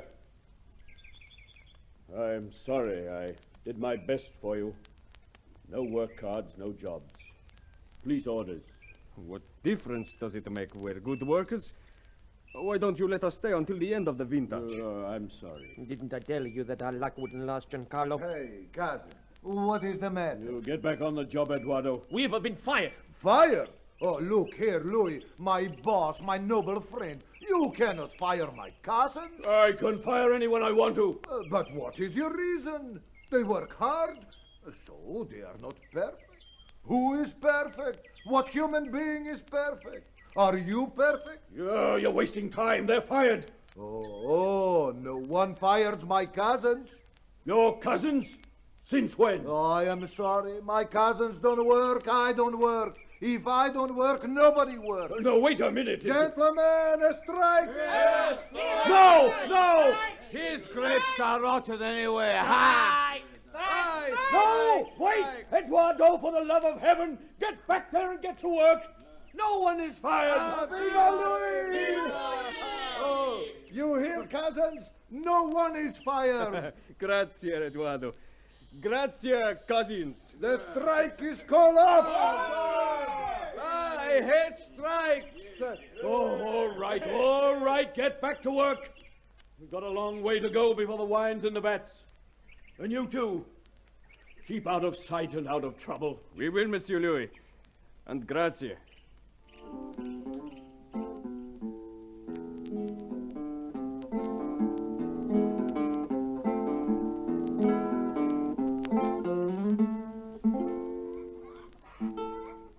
Madame Leon.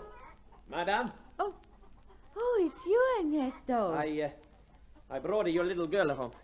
She was working alongside of me all the afternoon. Oh, she's heavy. You shouldn't have carried her all the way. Oh, she's sound asleep. Oh, I'll take her.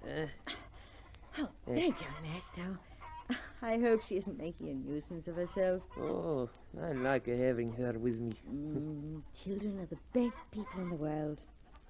But they fall in love too quickly. But they never fall in love with bad people. Or else, maybe, they see only the good. Ernesto, are you in trouble? In trouble? No, madame. Did you have a bad time during the war? You were too young to be a soldier. To be a soldier? Yes. When I was 5, my home destroyed by the bombs. When I was 6, played in the street with hand grenades.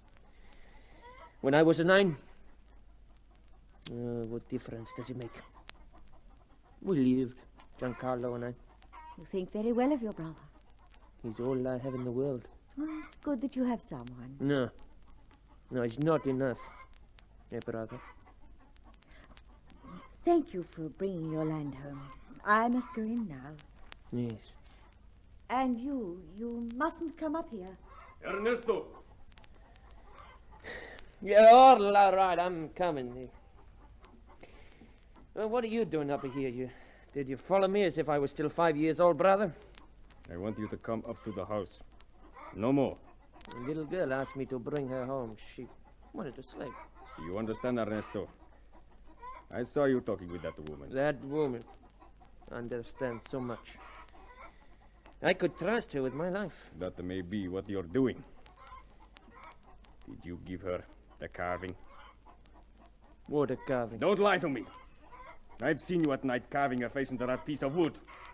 Did you give it to her? Not yet. I don't want you to give it to her. There'll be trouble with her husband. I don't care about her husband. Try to remember where we are and I why. do what I wanted with it. I look at it. Why shouldn't I make something beautiful with my knife for once, huh? Ernesto, you're crazy. It's her unmistakably. We can't afford any trouble. Now give it to me. No! I said give it to me. Blast you! Give it back! Hey! Give it back! Give it back or I kill you! Hey. Ernesto. Carlo. I'm sorry. It's all right. No. Oh, no. No, it's not all right. Oh, what happens to me, Carlo? What happens? It's all right.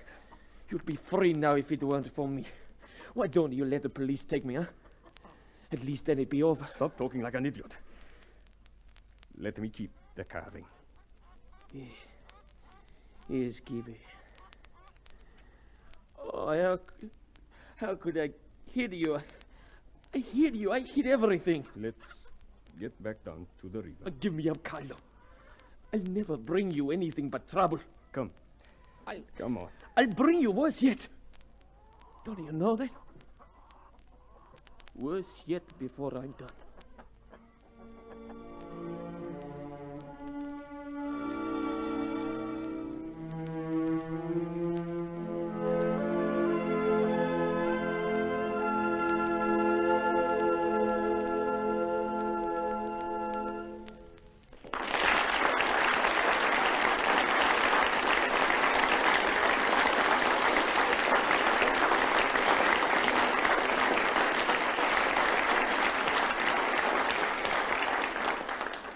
And so the curtain falls on Act 1 of tonight's Caltex play, The Vintage. Next time you fill your tank with gasoline, fill up with new power, new performance, new economy. Fill up with Caltex butane-boosted gasoline. That's the gasoline made to take better care of your car's performance. Designed for today's faster pace. Caltex butane-boosted gasoline at the sign of the Caltex star, where we take better care of your car. The Caltex Theatre now presents Keith Buckley in The Vintage, Act 2.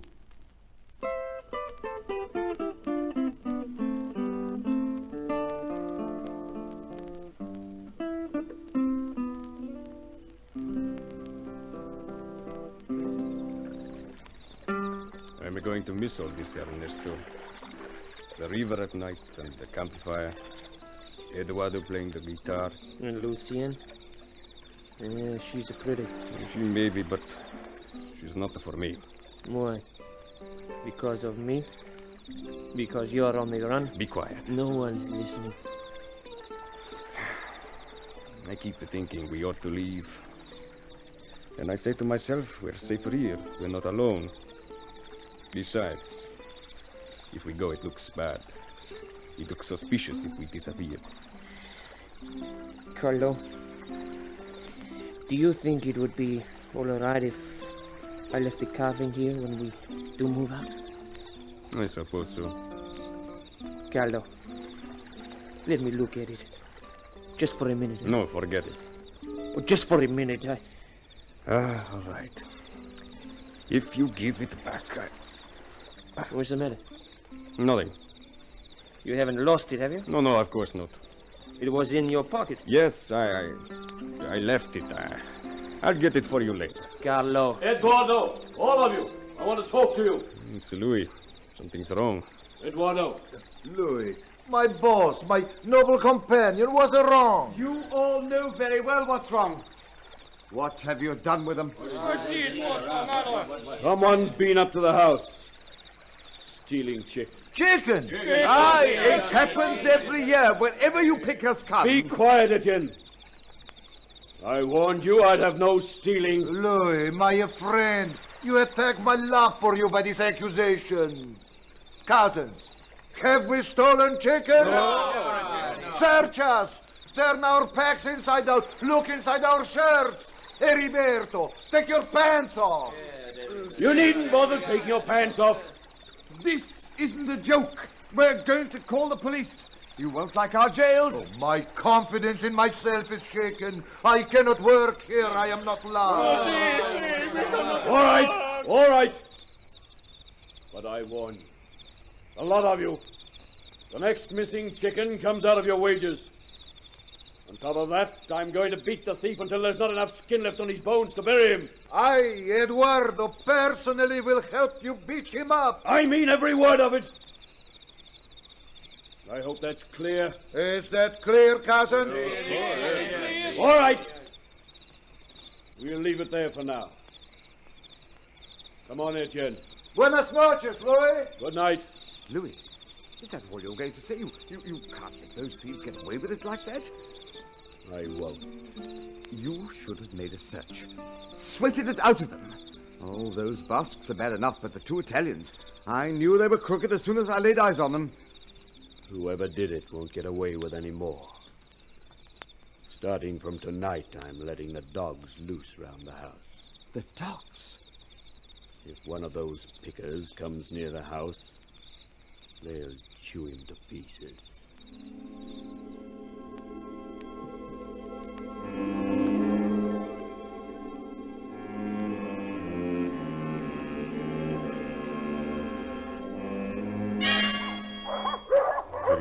Lie down. Quiet, boy.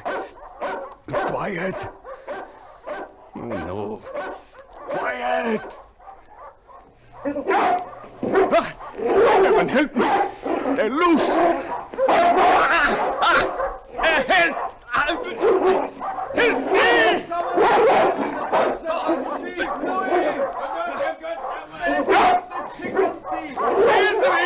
It's Giancarlo Baradero!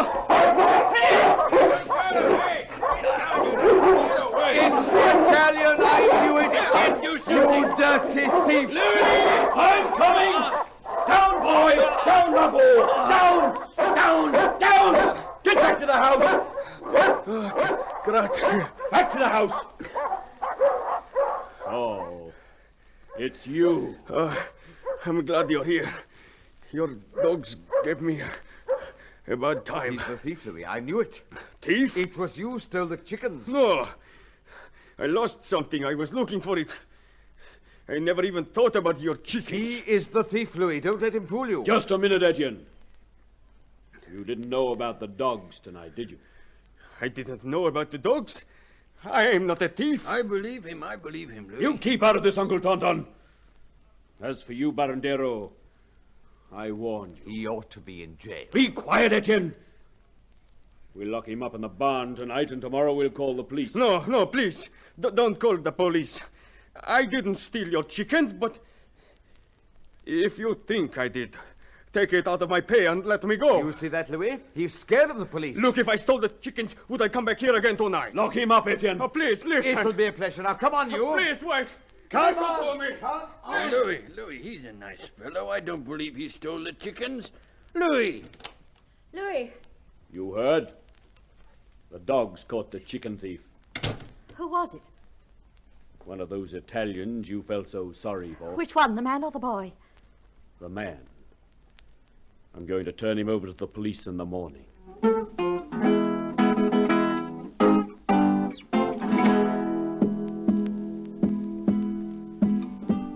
It's brandy.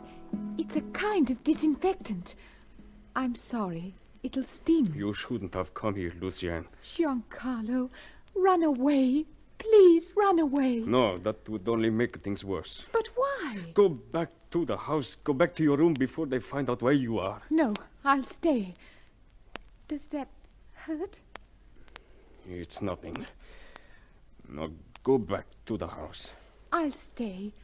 A little while. It's bad for you to be alone. It's better for you to go. Tomorrow they'll take you away to the police. Don't worry about it. Oh, Carlo. No, Lucien. You shouldn't have come here. Giancarlo, I love you. Tomorrow they'll take you away, and I love you. No, listen. You think you love me because I'm a stranger, because it's the vintage and your heart is looking for love. Because it's time for you to love somebody. No. You think you don't love Etienne because he's part of your everyday. You think perhaps I'm different. You are. No, I too have my everyday. I love you. Oh, Lucien, you were wrong. Wrong coming here tonight. With you, nothing could be wrong.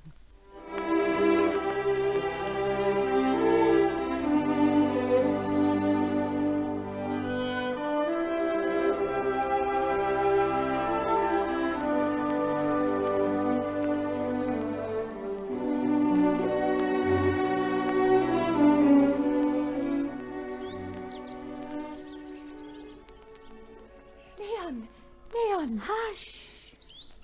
Did you go down to the river? Yes, but I couldn't find Ernesto. Leon, look! I found it out in the yard. Look, it's a carving. It's you. It was lying out in the yard.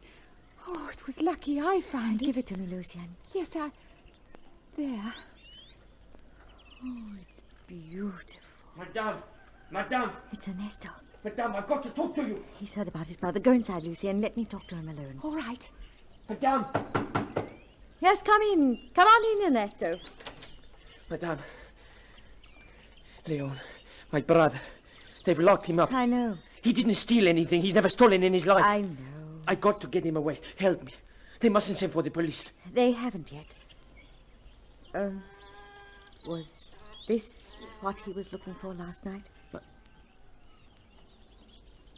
carving.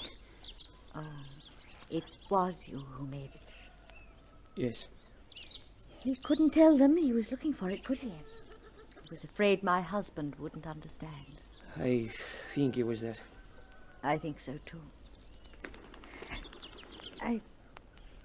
I'll help you. But it would be better if you left now. Do you like the carving?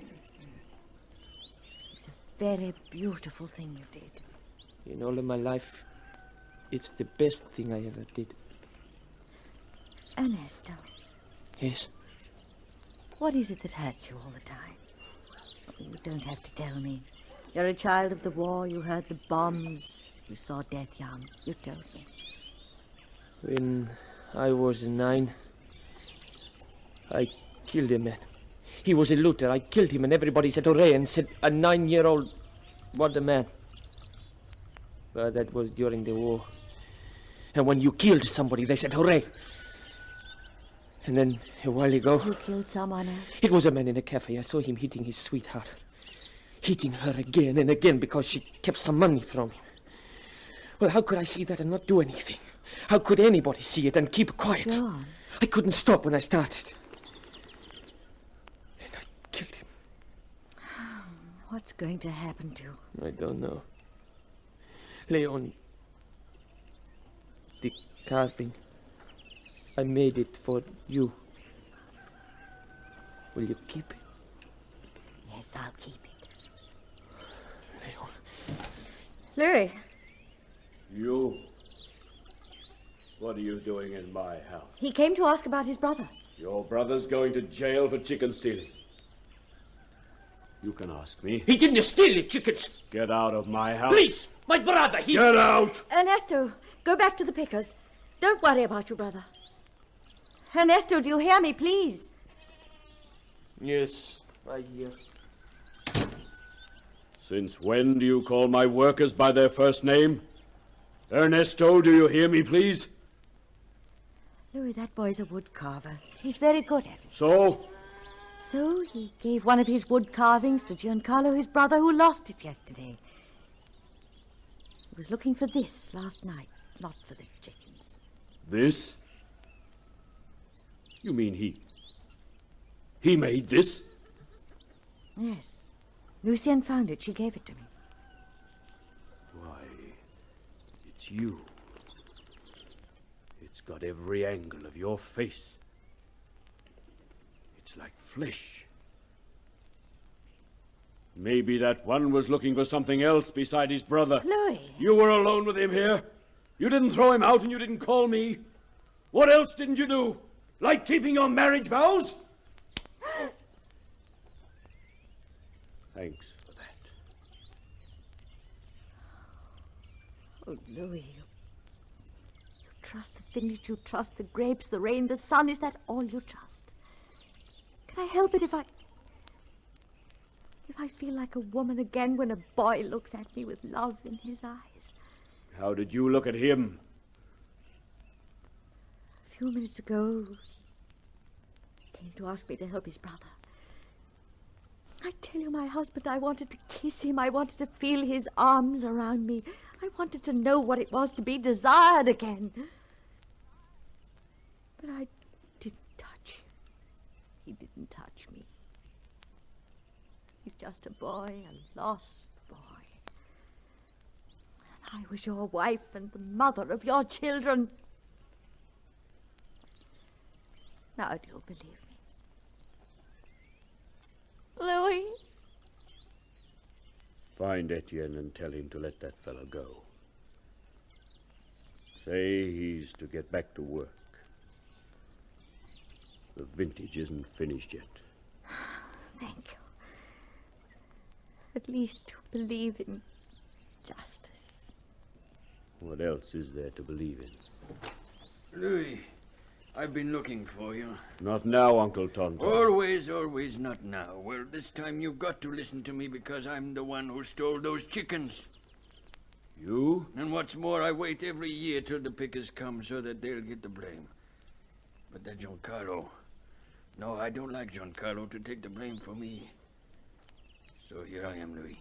You stole? But why, Uncle Tonton? What did you do with those chickens? Sold them.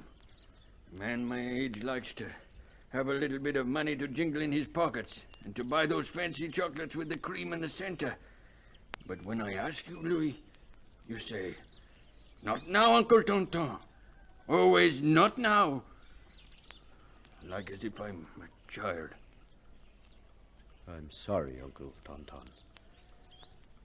Perhaps a man gets too busy. From now on, you get your own chickens.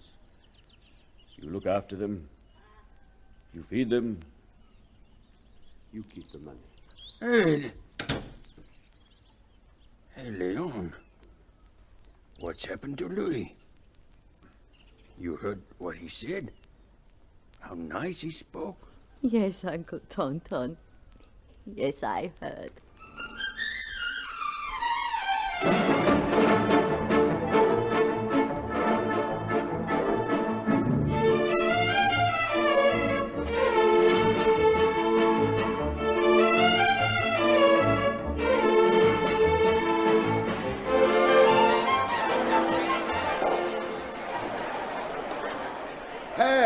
Hey, Big Juan!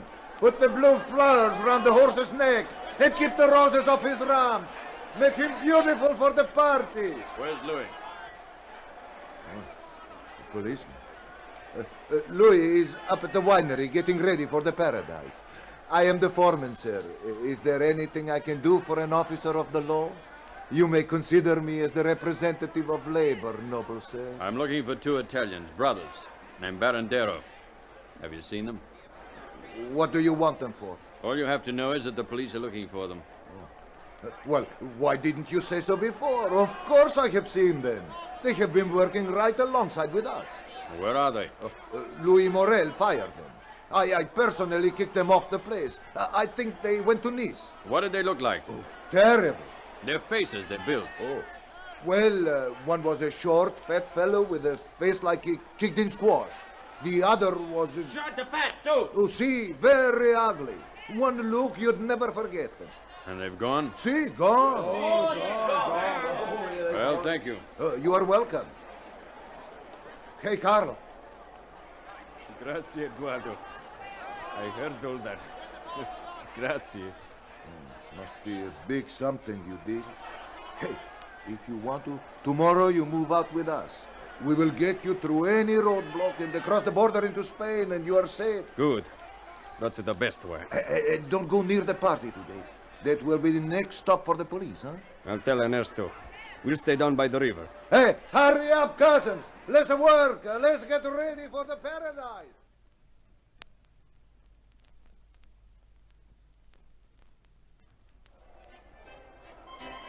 We'd better get some rest, Ernesto. We've lots of walking to do tomorrow. All the way to Spain. I'm not going without seeing her, Carlo. You're going to do what's right for you. Giancarlo! It's Lucy. Hello? Hello. I'll go along the river a bit. Ernesto, remember. Don't worry. I wanted you to dance with me, but being here is even nicer. You'll get your dress dirty. Do you like it? Yes. I wore it for you. You like it, so it's all right if it gets dirty. I'm going away with you. You know my brother's in trouble with the police? I know. Leon told me. The rest of our lives will be looking around corners. I don't care. As long as we're together. But I have nothing to give you. No roots, no job, no home. I have a dowry. A vineyard. It's not really a vineyard. It's a piece of land. Something could come of it. It's on the other side of the hill. Luciana. I'll make a good wife. You know, when you get old, I'll still love you. But you don't have to love me when I get old. You're just a child. A crazy child. Giancarlo.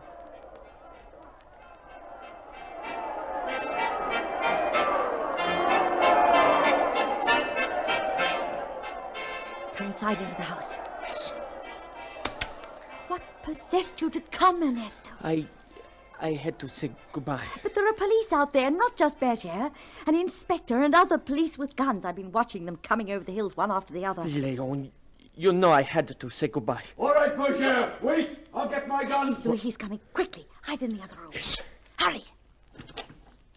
Louis, what is it? Your friend's a murderer. Did you know that? I know he killed a man. What are you going to do? Get my gun and help them find Louis, him. please listen. He was trying to save a woman from being beaten. He's no murderer. Get away from me, Leon. Please, please. In prison, he'd die in a month. You'd never forgive yourself. He's young. He never knew anything but war. That's all he's ever known, Louis. I told you to get away. Is it because you're jealous of him? Jealous? You have something to decide. Do you hate him more than you love me? What? You must decide, Louis. All right, Leon. You win. Oh, Louis. I won't help the police. Is that what you want from me? Louis, are you coming? We're waiting for you. Thank you, Louis. Louis! Yes. Yes, I'm coming. Ernesto, keep back from the window. In a minute they'll be out of the way. Then go out by the back and across the hills. You still have my carving. Yes. You know I love you. Yes. You know in a way. I know. But only in a way. For you, it's Louis, and for him, it's you too. It's clear now. Skirt around the dancers, round to the hills. All of my life, I'll think of you. I'll remember too. Go now and be careful.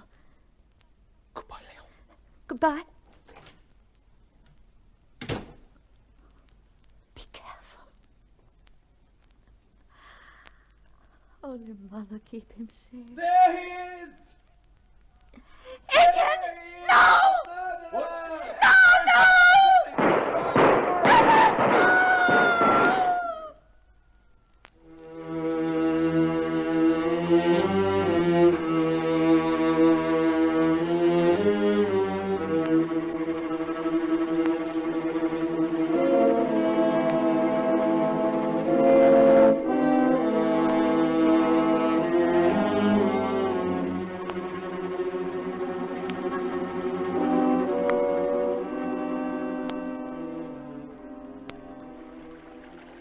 Hello, cousin. Hello, Eduardo. We have brought your pack and your wages too. And a couple of vintages ahead on the other side of the mountain, Carlo, I will show you a country that will make your heart turn inside out. Come with us, Carlo. You will be drinking wine that will make your Eduardo, blood... I thank you. I thank you all. But now I'm not in a mood to go to any more vintages. Maybe someday. Maybe next year. Maybe later. We'll see each other again. Where will you be? To be alone is wrong, cousin. Goodbye, cousin. Goodbye. Goodbye, Giancarlo. Goodbye, big one. Alberto. Umberto. Roberto. Goodbye, cousin. So, you go on alone. Giancarlo. It's Madame Leon and Monsieur Louis. Giancarlo, we came to say goodbye. Goodbye, Leon. Goodbye, Louis. Come back. Maybe. Grazie. Mind you come back now. Leon and I Well, you'll be welcome. Goodbye.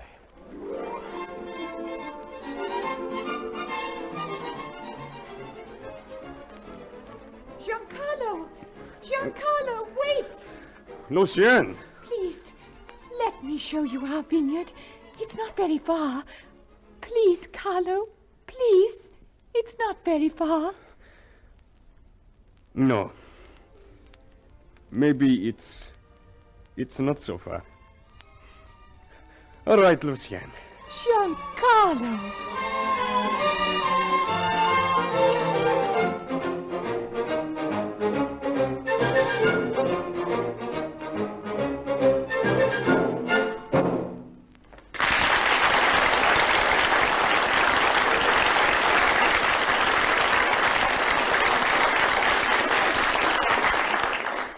So ends our Caltex play, The Vintage. In a moment, we will give you tonight's cast and tell you about next week's presentation in the Caltex Theatre. Ladies and gentlemen, the producer of tonight's Caltex play, Cressick Jenkinson.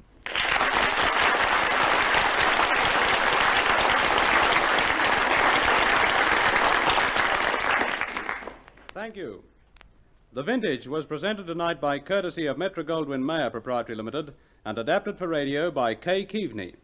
In the starring role you heard... I played Giancarlo. This was Keith Buckley.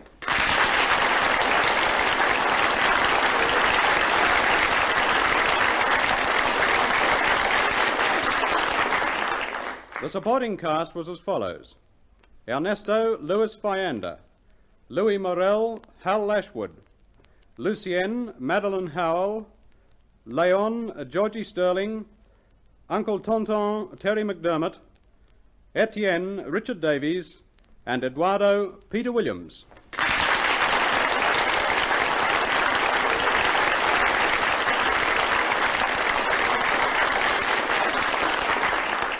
Thank you, Mr. Jenkinson. Next week in the Caltex Theatre, you will hear The Queen Came By, a dramatic story of life among the staff of a large London department store of some 60 years ago. A story that has its climax on the day when Queen Victoria's Jubilee was celebrated with a parade through the city. Be listening for The Queen Came By next week.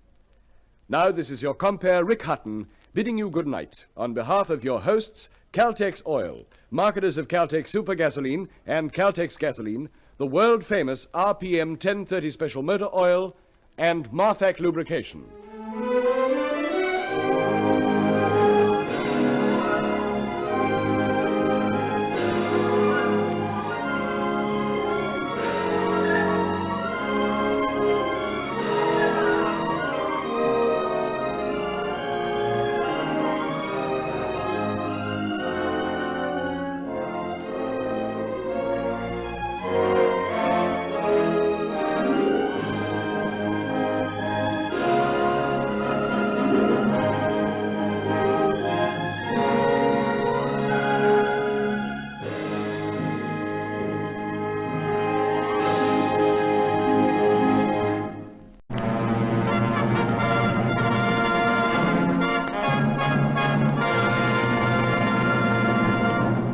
Welcome to the Caltex Theatre, a full hour of dramatic entertainment broadcast over a nationwide network of stations throughout Australia.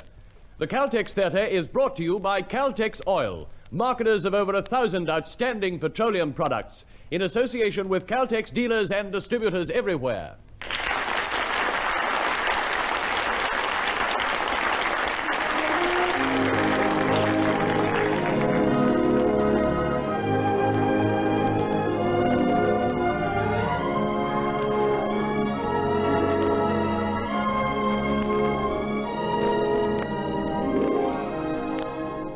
Tonight in the Caltex Theatre, you will hear the delightfully amusing story of the marrying of Millie and the crazy mix-ups that occur when her not-too-bright father tries to make a good match for her. Starring in the marrying of Millie, you will hear Owen Weingott. Your producer, Cressick Jenkinson.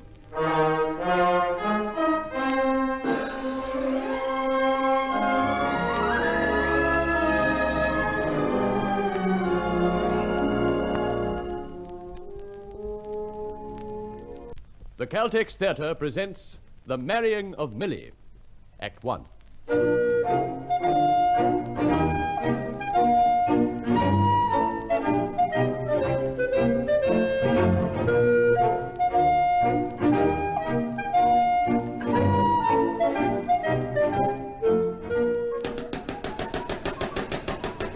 Yes, coming, I'm coming. What kept you, Joe? Oh, what are you talking about? I came right over. Oh, what goes on, Tony? What's the matter? Don't make a noise. Maria's in bed and Millie's in the front room. Oh, uh-huh. Well, what is the matter? Joe, I'm in trouble. Oh, yeah, I can see that. But that's why I had you come over, Joe. You've been a good friend to me for a long time. Never mind the build-up. Just tell me. Please, this is something I can't explain in a hurry. I have to lead up to it. Okay. Whatever you want me to do, Tony, I do, like always. So make with the facts. Look, I gotta start at the beginning, don't I? And don't keep interrupting me. Anybody think I was always in trouble the way you talk? Tony. So you're impatient, so you're a busy man. Tony. Well, all right. I don't need you anyway. I work out my own problems. I don't know why I call you on the phone anyway. You of all people. Oh, look, Tony. Please excuse me being slightly impatient, but it happens to be 12 o'clock. Midnight, Tony. I've been driving the truck all day, and tomorrow I start at 7, and I gotta get some sleep. No, you don't, Joe. Huh? That's just it, Joe. Well, that's just what? Look, you don't work tomorrow. There's something more important. Oh, than working than earning money, or do I start working for you? You start helping me. Oh, tomorrow? Yes. I don't work? No. I help you? I'm telling you, aren't I? You are not telling me who is helping me! Okay, Tony. But how do I eat if I don't work, and how do I work if I don't eat? I can't just go around taking days off. If you will stop yapping about your little personal details, you will see there are more important things in life than working and eating. Oh, surprise me. What are they? Like being generous. Oh, you want dough. Well, this I got. How much? Look, I do not want the money. Will you stop interrupting until I finish? Oh, okay. Joe, I turn to you in my hour of need. Okay, so I'm a long-winded old fool, but go along with me like the good guy I know you are, huh? Oh, Joe, you take a look around. What do you see, huh? Oh, yeah.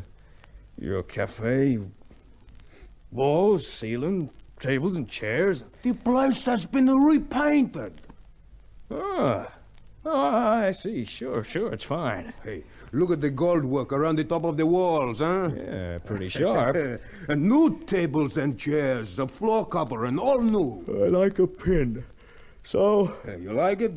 Huh? You like the new look in my cafe?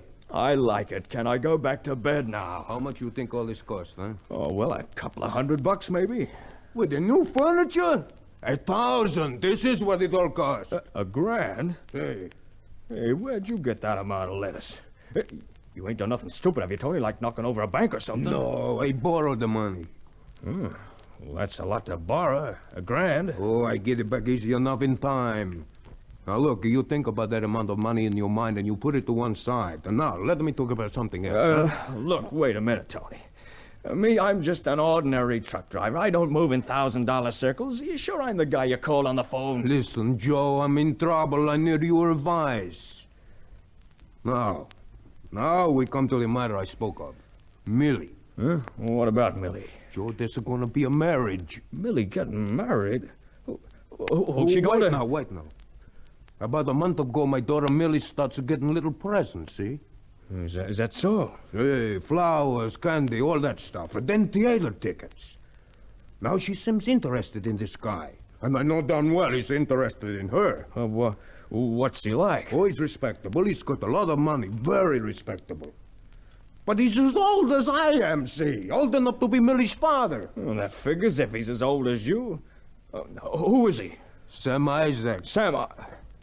Huh, you're letting yourself down lightly, Tony. He must be every bit of 6 or 7 years above you, or maybe 10. Maybe. I mean, he's ancient. Millie can't marry that guy. She'd have to carry him across the threshold. Exactly. Oh, heck. What's Maria say about it? She don't say nothing about it. Why not? Because I don't ask her, that's why not.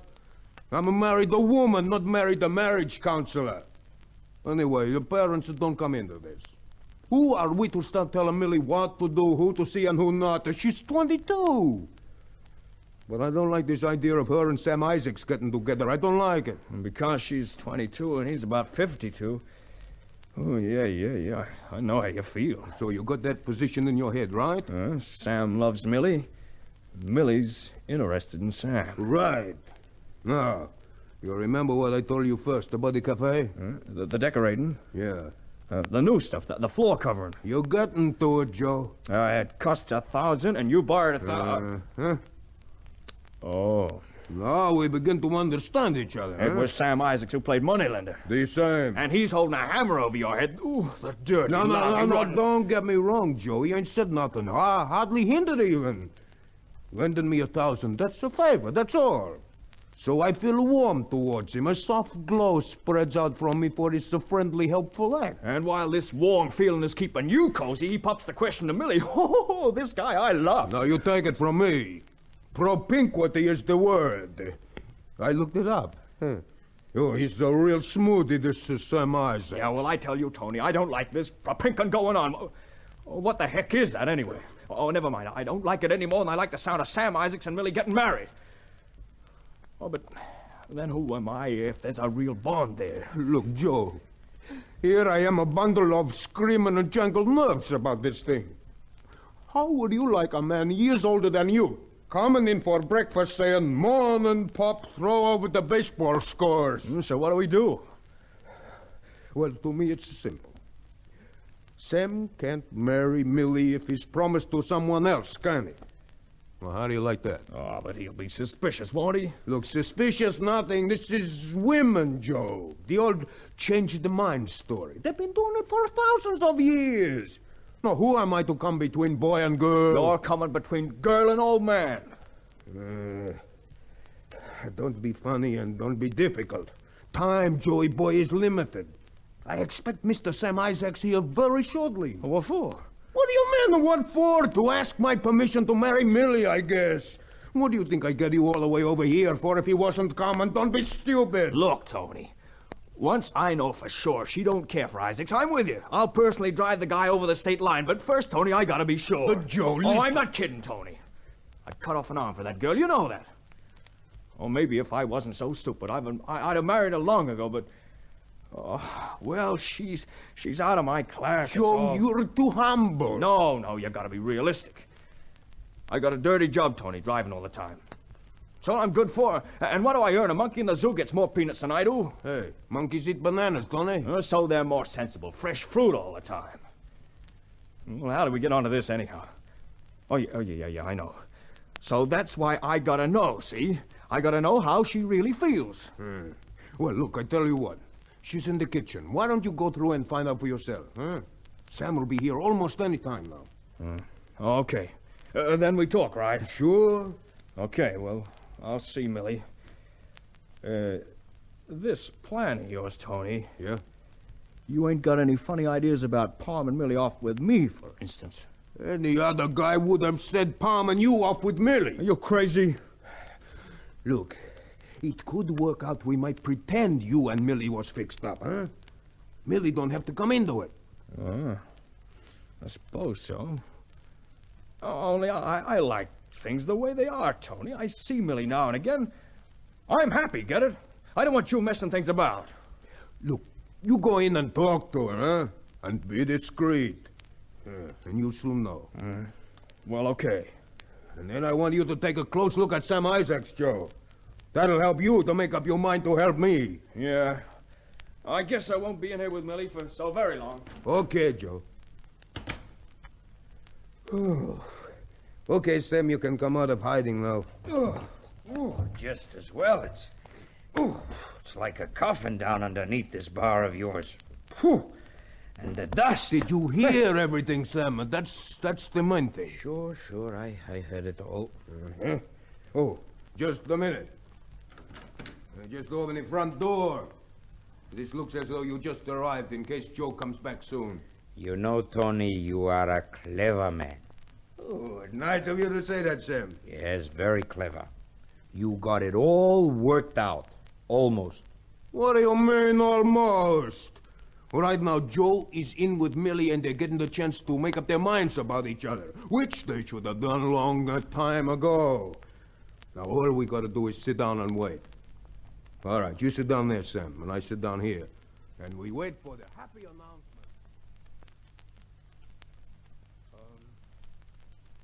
Are you awake, Millie?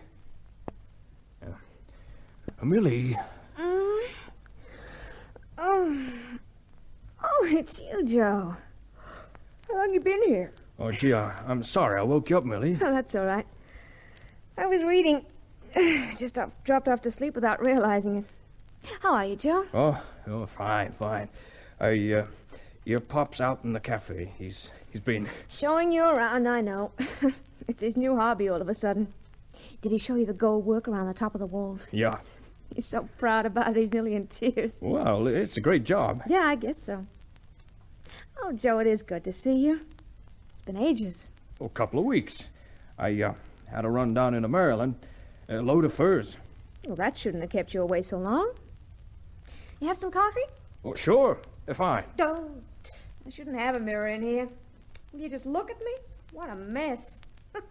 Looks like you should have stayed in Maryland at that. Oh, I don't know. Those Maryland chicks aren't what they made out to be. Oh? I take it that means you've experimented. Me, you find in the doghouse, not the henhouse. Honest. Coffee won't be long. So you had to go down to Maryland with some furs. Well, that shouldn't have taken you so long. Oh, well, I had to deliver in Harrisburg, Penn first. Then I went through to Hagerstown. Well, I got an aunt there. Oh, Hagerstown, huh? I was in Hagerstown one New Year. Is that so? Uh-huh. Oh, Joe, it is nice seeing you again. Or have I said that before? Yeah. Oh, Pop still outside in the cafe? Yeah, he's waiting for someone in there. After midnight? Uh-huh. It's kind of late for callers. I called? Yeah, you did at that. I suppose you came round to see how the cafe was going to look. And get a cup of coffee. Always after a coffee handout, aren't you, Joe Kinney? Guess so. I like coffee. Yeah, but you still haven't told me who Pop's waiting for. Well, don't keep me in suspense. Well, I think your father said Sam Isaacs. Is that right? Oh, Sam. Yeah, I met the guy once or twice, I think. A little on the small side. Graying hair. About as old as your pop. Oh, I don't know. Would you say so? Oh, I don't know. I only met the guy a couple of times, like I say. Mature, maybe. He's quite nice. I like him. Uh-huh. Tony said he'd been around here quite a lot. Oh, Pop. He's always trying to marry me off to people. Is that a fact? What's he want to do that for? Maybe he thinks I'm a liability. Are you kidding? Oh, maybe he just wants to see you settled. Uh-huh. Say, I wonder what Sam Isaacs wants, seeing Pop at this time of night. I don't know. Business, maybe? What, at 12:30? Oh, well, I suppose Sam has a right. You know he let Pop have the money for the cafe to be prettied up. Yeah, your pop mentioned it. $1,000. Ooh, a lot of money, Millie. Yeah, it was a nice gesture. Sam's been good to me, too. So Tony was saying. Oh, so my name's been bandied about, has it? You men. What are you talking about, us men? To hear father took you to think Sam and you were practically honeymooning in Niagara. I don't like waterfalls. Joe, I told you, Pop's got an eye on the future. Since I'm his only child, he doesn't want me to be his lonely child. Oh, it sounds like the coffee's ready. I'll put the sugar in for you? Uh-huh. 4? Yeah, I remember. You know, maybe your pop's right, Millie. Maybe you should get married. Maybe. One day the right man will ask me, I guess. Yeah, sure. It beats me why you don't have a line of characters outside your door every morning. Are you here every morning? No. Then how do you know I don't have a line of, characters, as you call them? Here, your coffee. Thanks. And, maybe you should be here every morning, too. It's good coffee. Thanks. Oh, you might let Pop know I've made coffee, Joe. And say there's a cup for Sam if he's here. Okay. Okay, but before I go, I think you and me should get a couple of things straightened out, Millie. You can tell me to mind my own business if you like, but I feel it's my duty to talk to you like this, so... How much longer is Joe Kinnan going to be in the kitchen with a Tony? How do I know? You ought to see him and Millie together, Sam. You know, Joe is a pretty shy person underneath, you know that. Yeah, perhaps Millie don't go for this Joe Kinnan. Look, I know my own daughter, don't I? Sure she goes for him. 4 years they've been in love. Believe me, I know. Well, I've been married too, Tony. You think I don't know women? My first wife, rest her soul, was all woman. I could always tell what she was thinking and what she was going to say. Well, doesn't that prove my point? Look, what are we arguing about? But I learned one thing.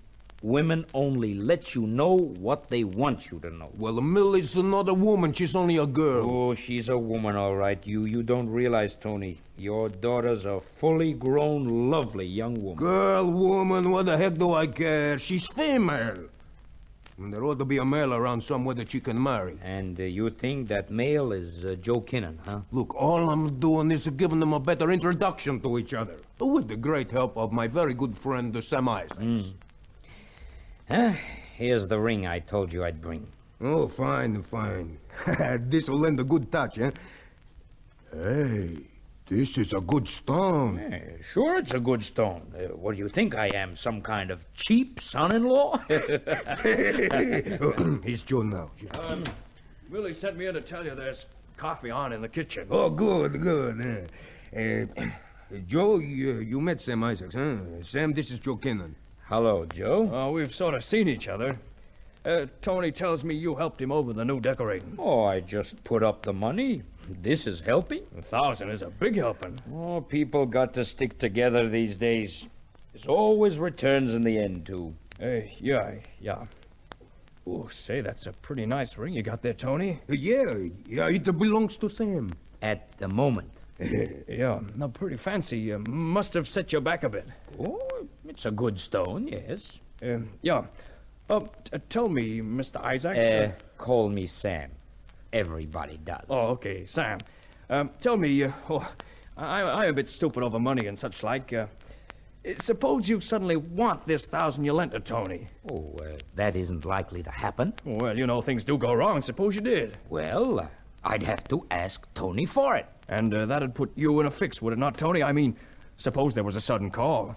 Sure, I don't know lots of people with 1,000, and the bank have been good to me too often already. I don't have anything I could raise it on, except this store. Oh, but what's the point in raising it on the shop? You pay your debts, so you got nothing to earn money with. Oh, that's a mess, ain't it? Hey, look, stop worrying me, will you? But as I say, Joe, it isn't likely to happen.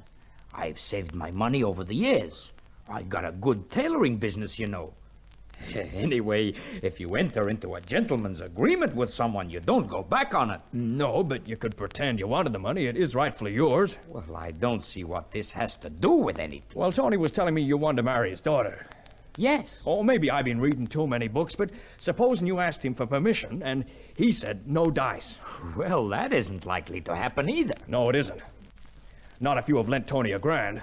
It seems to me that what you've just said, Joe, is a very large insult. You know what I think, Sam? You did say I could call you Sam, didn't you? Well, Sam, I think you're a pig, that's why. No, Joe, wait a minute! Pig of a Sam, that's what I think, Sam. And there's only one thing stopping me from picking you up and throwing you down the street, Sam. And what is that, Joe? Well, Sam, you're so much older than I am, I'm afraid you might die of old age before I got you to the door. Sam! Now, look, John, don't let's get excited. Excited? I'm mad. This crummy tailor comes in here flashing his dough all over the place and then starts getting ideas about Millie. Well, I've just been talking to Millie, and I'll murder him if he don't put that ring away for a start. Oh, John, don't be like that. I don't know how you got the sweet nerve, Sam. I think you're misjudging me. The fact I lent Tony money and the fact I want to marry his daughter, these are unconnected things already. Unconnected? No. Will you two stop quarreling? I don't like either of you shouting your mouth off like this. It don't matter what you like anymore. I don't like him. Millie ought to marry a young guy. Like you, I suppose. Me? Oh, that's what we're arguing about, isn't it? Millie don't want to marry me. Are you crazy? And don't you get off the subject. Tony, I've got a truck nearly paid for. I used your whole phone. I rang up a character I know. I got you off the hook. You'll have your 1,000, and you'll have had it in the neck, Sam. Joe, are you out of your mind? That truck, you've been paying it off for years. That don't make no difference. You ain't the only one who can raise $1,000 in a hurry, Sam. And there's coffee in the kitchen!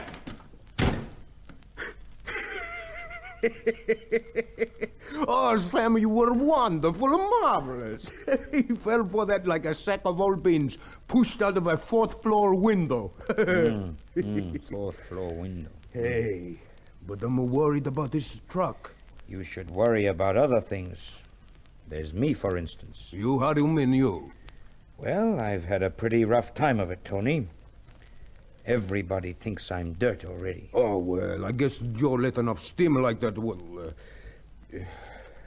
yeah, I didn't know it would work out quite the way it has. There's things you do for friends and things you don't. And getting my name dirt is not one of them. Yes, well, if that's how you feel, Sam, and I don't blame you one bit, well, we get Joe in here and we explain everything and we call the whole thing off, huh? This is just what we do not do, Tony. That's the point. Huh? How can you tell him he was tricked? How he lost his truck for nothing? No. If I'm dirt, like I tell you, I stay dirt. If Joe thinks I want to marry Millie, okay, I want to marry Millie. Yeah, well, that's fine. And if he thinks I'd connect the lending of $1,000 to you and wanting to marry Millie, okay, we connect them. They are connected from now on. Sam, are we talking the same conversation? Certainly. Didn't you guess, Tony?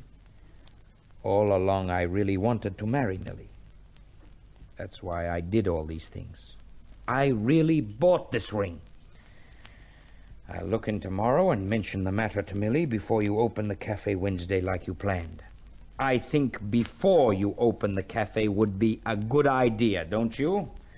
Just in case. Good night, Tony.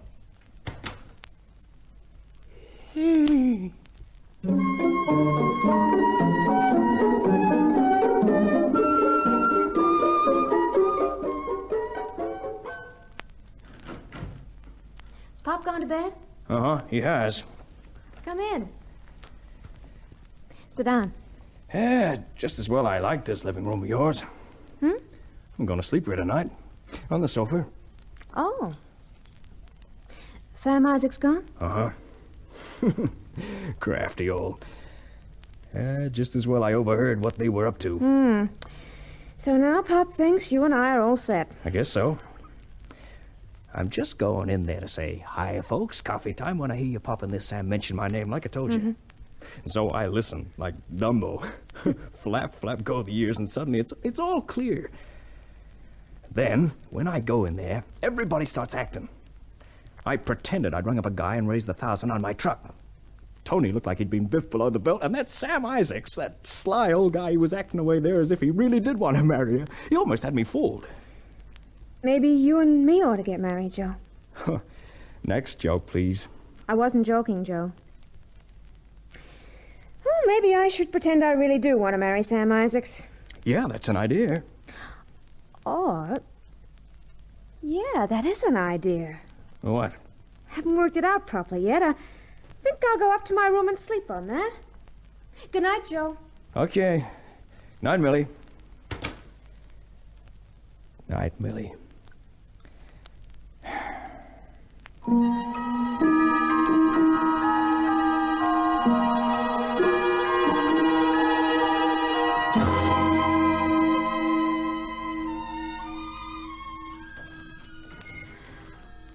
Careful, Millie, my girl. Oh.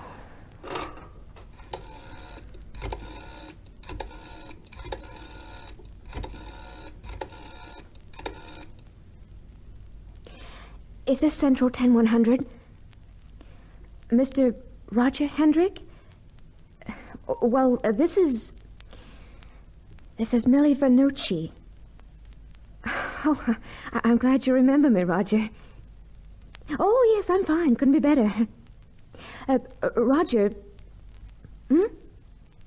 Oh, no, nothing's wrong with me. I'm ringing from home and I have to speak quietly because everyone's asleep. Yes. Well, Roger, it's this. Are you free tomorrow morning to do me a very great favor?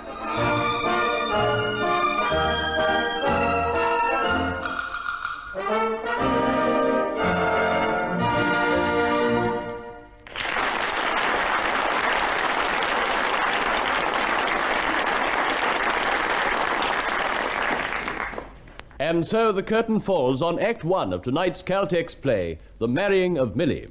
Now, Caltex introduce Australia's first detergent action distillate. No other fuel for diesels offers the positive benefits of Caltex new detergent action distillate. Subjected to millions of miles of testing, Caltex new detergent action distillate has been proved the world's most advanced fuel for diesels. The Caltex Theatre now presents Owen Weingott in The Marrying of Millie, Act 2.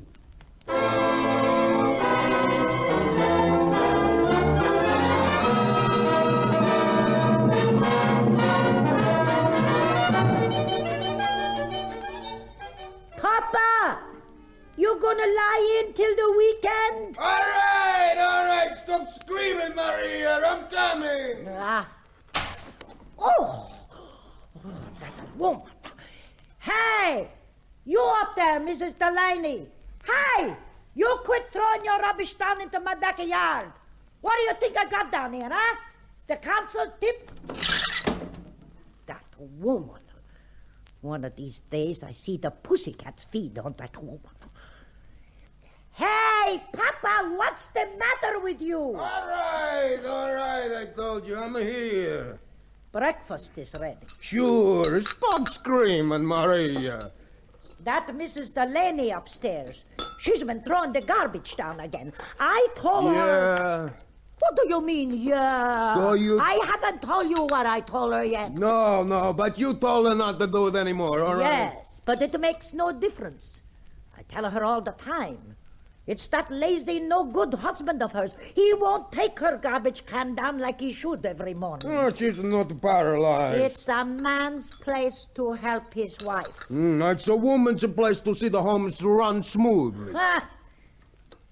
Hey, Joe stayed here last night. Yeah, where's the coffee? Okay. You ought to hear Joe on that Mrs. Delaney. He don't like her either. Look, do I have to hear about the Mrs. Delaney all the time I'm eating my breakfast? Well, I'm telling you, Tony, she's the... Joey! Hi, Maria. Good morning, Tony. Morning. Here, you sit down, Joe, and eat. I got your breakfast already. There. Now, you eat up big. Thanks, Maria.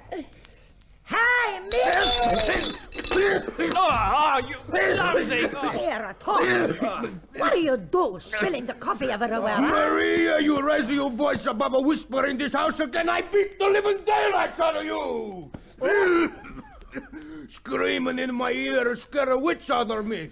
Now I'm gonna spill the coffee all over Joe. Oh, Joe. Take off your shirt, Joe. Maria, soak it out. Okay. Oh, Tony's nerves is bad. I don't know why. Jumping like a cat. But I'll have your shirt looking nice in a little while, Joe. Yeah, thanks, Maria. And I'm sorry I shout out. Yeah, well, so what's the good of being sorry? Is Joe suffering first-degree burns because I spilled coffee because you got a voice like a big baby elephant. Hi, don't you Go start... on, Maria. Don't stand for it. Hit it with your trunk. So I'm a baby elephant. So, who cares? Hey, Joe, you're getting to be a big boy now, huh? Ooh, that's what I call a chest pony. Yeah. Morning, all. Good morning. Hello. Get your breakfast, Millie. I'm soaking out Joe's shirt. Yeah, so I see. What happened? Where your mother screams and I spill the coffee all over Joe. Bad luck, Joe. You got a noisy family, Millie. I know. They drive me crazy. If I wasn't related to them, I'd get a law passed about them. You sleep all right, Joe? Sure. Hey, Millie, I just been telling Joe he's getting to be a big boy now. Okay, Mama, that's enough of that. Oh, there's someone at the front door.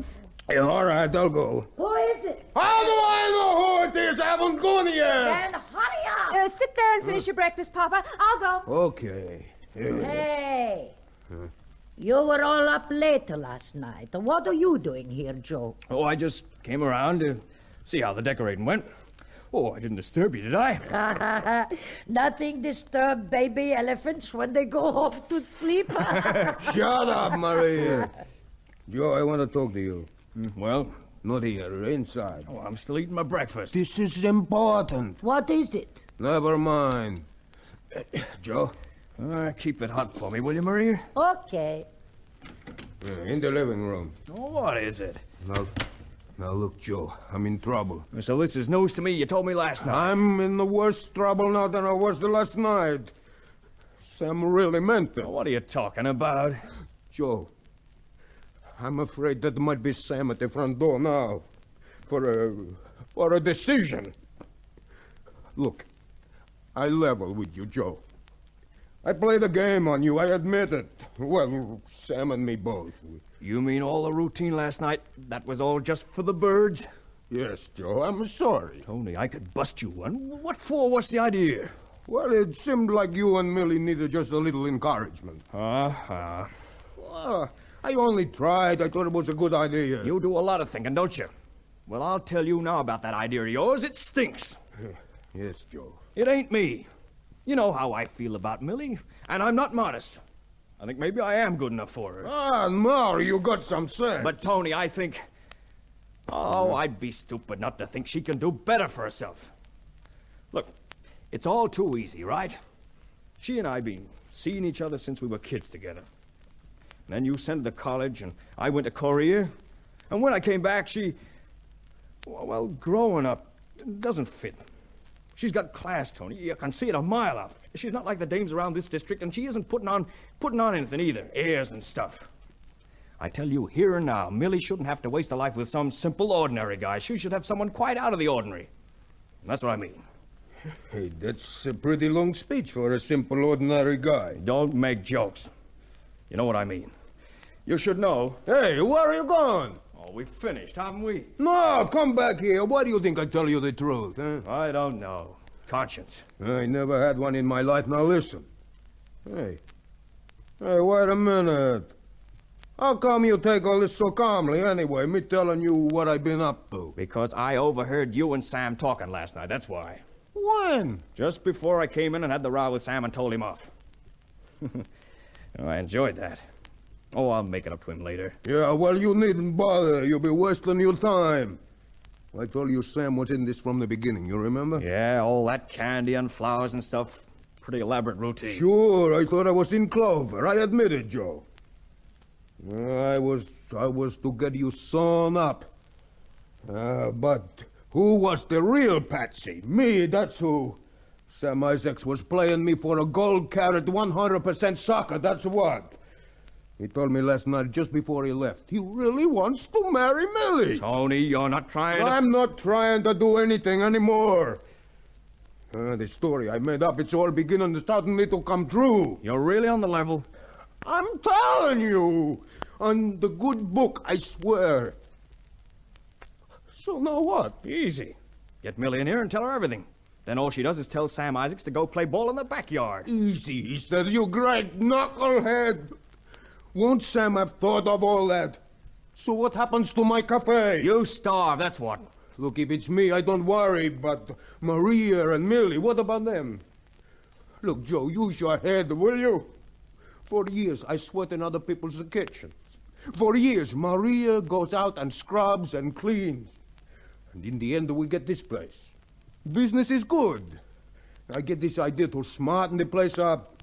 Big ideas, Tony, that's me. $1,000 when I got a loan at the bank already. And where do I get the dough, huh? From good old Sam Isaacs, the poor man's Santa Claus.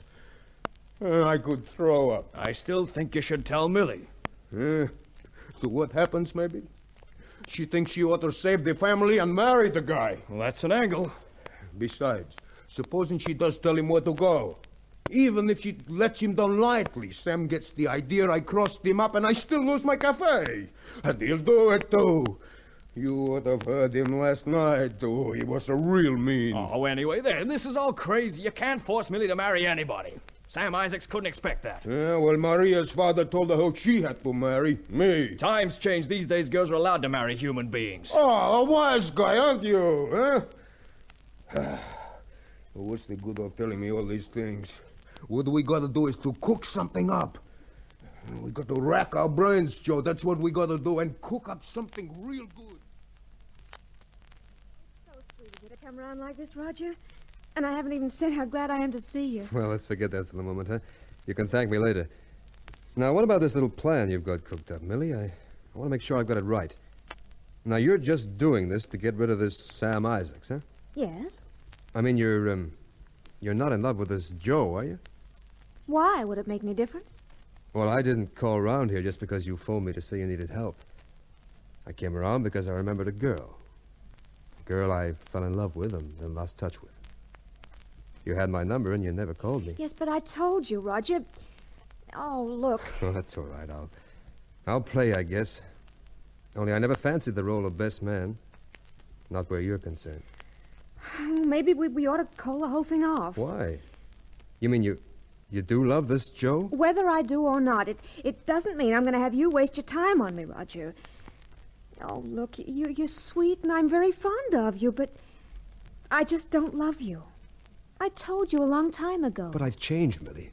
Racing around and gambling and all that. I'm not like that anymore. I don't know that it was such a good idea calling you up. Sure it was. Well, with Pop owing Sam Isaacs $1,000... You want me to pretend I'm in love with you. Then Sam Isaacs can't blame your father or this Joe or you. Yeah, it's all right. It's as clear as day to me. I tell them I love you. Yes, but I only want you to pretend you love me. Yeah. Pretend. But I could give you everything, Millie. Mother and Dad can move into an apartment and we could have the house. Roger, please. Oh, please go. It was all a dreadful mistake ringing you up this morning. Millie! There's Pop coming now. Okay, come here. What are you doing? Oh, excuse me. I thought... Darling, for ages I've searched for you. Roger! Then a friend told me where you were. Oh, my darling. You don't know what this means to find you again. Excuse me. Well, I don't know. Roger, what do you think you're doing? Pretending to love you. Look, this isn't a game. I really wanted you to help me. And that's what I'm doing. I'm doing what you told me to do. I didn't expect you to pull me about like that. But you want everyone to think there's something going on? I want Sam to think. Oh, Roger. Look, you think this is a joke? Well, don't you realize the whole family's in trouble? Well, after all, I've done everything you wanted me to. Millie says, jump, Roger. Roger jumps. And here I am now, and suddenly I'm in the wrong all over the place. Well, you don't have to kiss me. It's got to look convincing. Millie, are you? Oh, here comes someone again. Roger, I love you. Oh, I love you. I'll never let you go. Never. Well, excuse me, Buster. Yeah, you want something? Uh-huh. Oh! Never just came to an end. Joe, have you gone crazy? Who is this cookie? What did you do that for? I could have handled him. Oh, Roger. Well, I thought he was getting fresh or something. He's a boy I knew at college, Roger Hendrick. Oh, for goodness sake, Joe, you knocked him out cold. But, Millie, he was kissing you. Why shouldn't he? I rang him up and asked him to come round. I wanted him to pretend to be in love with me, for Sam's sake. You mean he was just pretending to kiss you? Well, sort of. What's he like when he means it? What's it got to do with you or anyone else, whether he's pretending or whether he's serious? From where I was, it looked like you weren't enjoying yourself. And how would you know? You've never kissed me in your whole life. That's the way I am when people kiss me. What do you mean, people? Just what I say, people. Dozens of people. You're not the only man in the world, Joe Kinnan. You ought to find out how people feel when they kiss people before you go about hitting people. Hey, before you go, what about Humpty Dumpty here? Well, you knocked him down. You pick up the pieces. And maybe you better let me know before you knock my friends about next time. Then I can have black coffee already. Say, what goes on here? Ask him. Yeah, well, what does go on, Joe? Oh, he was kissing Millie, so I sort of went up to shake him by the hand, and his head got in the way. Are you out of your mind? We gotta get him back on his feet again. Come on, boy. Come on now. Oh, wakey, wakey. You know this boy's old man could crucify you. Ain't you never heard of Roger Hendrick? No, I ain't. The Roger Hendrick. Well, this here's his boy. Old man Hendrick's got more dollars than there are people in New York. Oh, come on now, boy. Wake up, Well, huh? I told you he was messing about with your daughter, wasn't he? What do you think I was going to do? Stand up and cheer? I saw it. Yes, I saw it. That's what threw me. It's not every day you catch your daughter getting a $20 million smooch. Hey, say, you busted him but good, didn't you? Oh, I didn't know who he was. Millie asked him around. I told her about Sam and you cooking up things last night, and she was going to use this guy to make you and Sam look like baboons. Hey, you didn't tell Millie about Sam's double cross. Nearly. Well, like I said before, she might think she's going to marry Sam just to get me off the hook, so you button up your lip. Oh, okay. So what do we do with Roger Fort Knox Hendrick? Bring him back to life, stupid! Oh, come on now, Roger, boy. That's a good boy, huh? You come back to life now, huh? Like a good boy.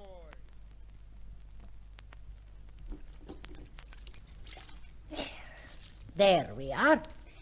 That's got Joe's shirt looking all nice and clean again now, huh? Hey, why are you sitting there with your head in your hands and looking all sick and sad? Your papa's been meddling all his life, Millie. Don't let it get you down. Huh. The only person I'm surprised about is Sam Isaacs playing the fool at his age. Oh, they ought to be taught a lesson, both of them. And that Joe... That was the real reason you asked Roger here, wasn't it, huh? You did it to make Joe jealous, didn't you? Well, no. Look, I've seen this coming for a long time. You love Joe, don't you? Of course you do. I've seen the way you look at him. Oh, what's the use? He's got these silly ideas. What's silly? He doesn't think he's good enough for you? Oh, what's silly about that? Isn't that the reason why you love him? That's why I fell in love with your father. He didn't think he was good enough for me, and when the marriage had been all fixed up by our parents... You mean they really did that sort of thing in those days? What do you mean in those days? It wasn't the Middle Ages. Papa's parents, the Vanucci's and mine, have always been marrying families. The fathers and mothers always arranged the marriages. What you call Papa's meddling is part of him. It's inside him from way back to fix his daughter with the right man. But, Mama, what about love? Oh, love. There's so much of that in books and newspapers and the movies. Everyone talks about love. You got the wrong idea if you think people marry because they are always in love. They marry because they want to be in love. It takes years before you are really in love with a man, Millie. Before you love a man, sure. That means you try to please him and humor him and put up with him. You love even the things that irritate you about him. Yes, that is being in love. Now, Joe... I've known Joe for years. And you're going to know him for many years more. Your papa is seeing to that. Oh, what is the use of talking like this? Joe's so stubborn and... Oh, my goodness. What about Roger out cold in there? And Sam Isaacs? You take this shirt out and hang it in the yard and leave the worrying to the men. They'll work it out. Men are always the best to work out all worries. You can take that for a fact. Oh, he's coming round. So he should be after all the water you insisted on throwing over him. And if you hadn't tried to stop me like a fool, maybe then the water wouldn't have gone everywhere, particularly all over me. Oh, I'm sopping wet. Hey, I'm drowning. No, you're not, boy. Everything's gonna be all right. Good morning. Well, good morning, Sam. You're on bright and early, you old... Joe, those wet pants, huh? Upstairs in my room, there's a pair of pants I'm up there. staying here. I want to be in on everything. Oh, dear. I don't know why people are always hitting me. Perhaps someone would tell me what's going on? Oh, how do you do? I'm Roger Hendrick, Jr. Are you all right, Mr. Hendrick? Oh, delicious. Delightful, I think. Roger Hendrick, Jr., eh? Well, I'm Sam Isaacs. Are you the Roger Hendrick's son? Yeah, I am. Oh, delighted to know you. I made a suit for your father once. Before the war. Oh, is that a fact? I'm Millie's father. How do you do? How do you do? I guess you're Joe, huh? Yeah. Well, nice to have been hit by you. Now, if I may, I'd like to get a few things straight around here. Seems that we're all gathered to thrash out the business of the marrying of Millie. That is exactly what Please. Now, I'm aware of all the facts involved, and I'd like to put things back on some sort of normal footing. Now, don't ask me why I'm doing this. It would take too long to explain, and I probably couldn't find a proper explanation for it anyway. Now, Tony, I understand you owe Sam Isaacs $1,000, huh? Yes, that's right. Very well. A checkbook? Venucci? Venucci, see? Mm-hmm. $1,000. There we are. And that makes us level, Mr. Isaacs. Oy vey. And this I don't lend you, Mr. Venucci. I give it to you. You give me? Uh-huh, that's what I said. And now I would like to claim Millie. Hey, wait a minute. You're all nuts. You can't buy and sell Millie with checks. I won't stand for No, don't hit him again, Joe! No, Roger! Don't hit Joe with that table! My lovely new table! No, Joe! Don't hit Roger with that chair! It cost a fortune! All new! Joe! Roger! Stop this! Stop it at once! Oh, get out of here, Millie. Joe! Huh? Oh, Joe! Roger, you beast! How dare you knock him out? Oh, Joe. Oh, my poor Joe. How did you knock him out? Oh, lucky left. Well, one thing it's done. Looks as though it's made someone reveal exactly where her love lies, huh? I guess it was worth knocking him out for that, Millie. Oh, my poor Joe. Oh, darling Joe. Poor old Joe. Lucky old Joe. Well, I guess I better beat it before he wakes up and makes mincemeat out of me. Bye, all. Hey, but Roger! Bye-bye. Hey, but... Let him go, Tony. Let him go and listen to me. You too, Millie. But Joe... Joe will be all right. I got something to say, something important. Now what? There's been a lot of misunderstanding all round, so I want you to listen, please. Oh, open the window. Someone, Joe needs... All right, I will do it.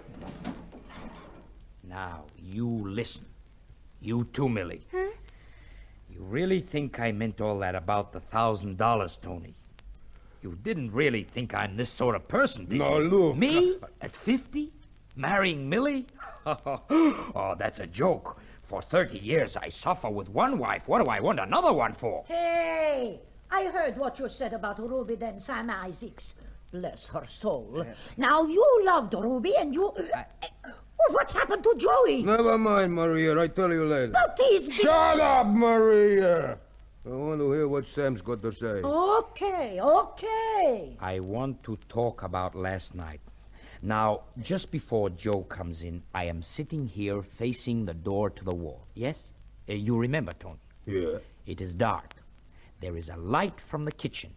What do I see? I look up suddenly and I see Joe's shadow. Yeah? Yeah, you could have done it that. Sure. I know he's overheard us. He knows we're up to tricks, so he plays a game too. What do? Do I tell you? What's the good of telling you? I follow through. I agree with you. But I don't play a game on Joe. What's the good of that? I play it on you, Tony. Me? Sure. You got to believe the story we make up has suddenly come true. So you confess to Joe, and he really does believe he's got to help you. Yeah. Sam, you're great. That's all great. And who's been busting up the restaurant? Shut up. Go on, Sam. That's all. I told you once, Tony. All I got round here is my good name and my good friends. I just want to keep both. Millie, you marry Joe, and good luck to your child. He's a bit of an ape, but a nice one. He'll make you happy. Well, now I suggest we all go to the kitchen and make coffee and ice packs. Come on, Maria. Who busted up all the chairs and tables? We'll get You hear what Sam said, Millie, huh? Now you done well marry Joe, and don't you cause me no more trouble, huh? Now come out and get your husband to be an ice pack. Will he be all right by himself? He'll live. If you look over here to the windows, Sleeping Beauty. There you are, Roger. Tell me what to do and I'll do it. Oh, you were great. You know, one of those rights of yours nearly caught me. Oh, gee, sorry, pal. No, it's okay. But now, whatever you do, Joe, don't let on you overheard Millie on the phone to me last night. Not until after the ceremony, anyway. Right. I nearly flipped when she asked for you on the phone. I couldn't wait to ring you when she'd gone upstairs. Well, how do you think I felt, hearing from a guy who saved my life and career? The only reason I saved your life was you were needed back in base. You were the only guy with any folding money. Money's a curse, boy. Say, who's going to be the best man for the wedding, anyway? You just elected yourself. We'll explain it to her somehow. Yeah, she's a great girl, Joe. You lucky mutt. She sure is. Oh, but look, about the check you gave Tony, I can raise... You want a real poke in the eye? Huh? Now, Tony keeps the check. He can use the money to buy new furniture, for he can use it for whatever he likes. And don't you forget, I get to be the best man. You are. The best. Uh-oh. Sounds like Millie coming back. Bye now. Bye. Joe! Hiya, Millie. What are you doing standing up so soon?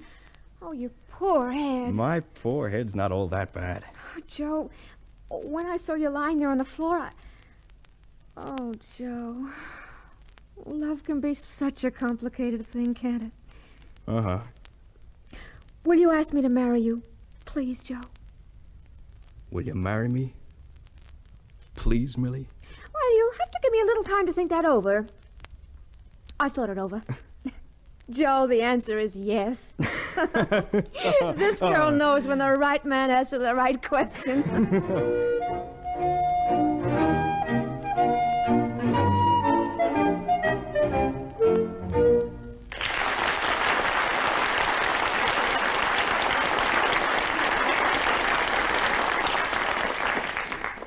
So ends our Caltex play, The Marrying of Millie.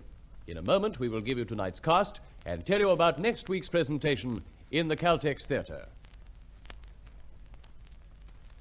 Ladies and gentlemen, the producer of tonight's Caltex play, Cressig Jenkinson.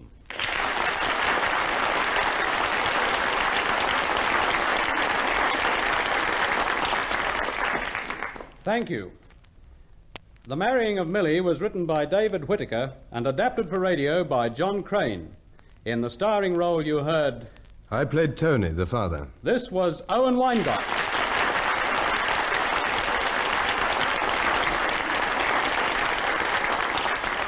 In the supporting cast, Sam was played by John Bluthel, Maria by Fifi Banvard, and Roger by Michael Cole. As Millie, you heard Lola Brooks, and as Joe, Keith Buckley.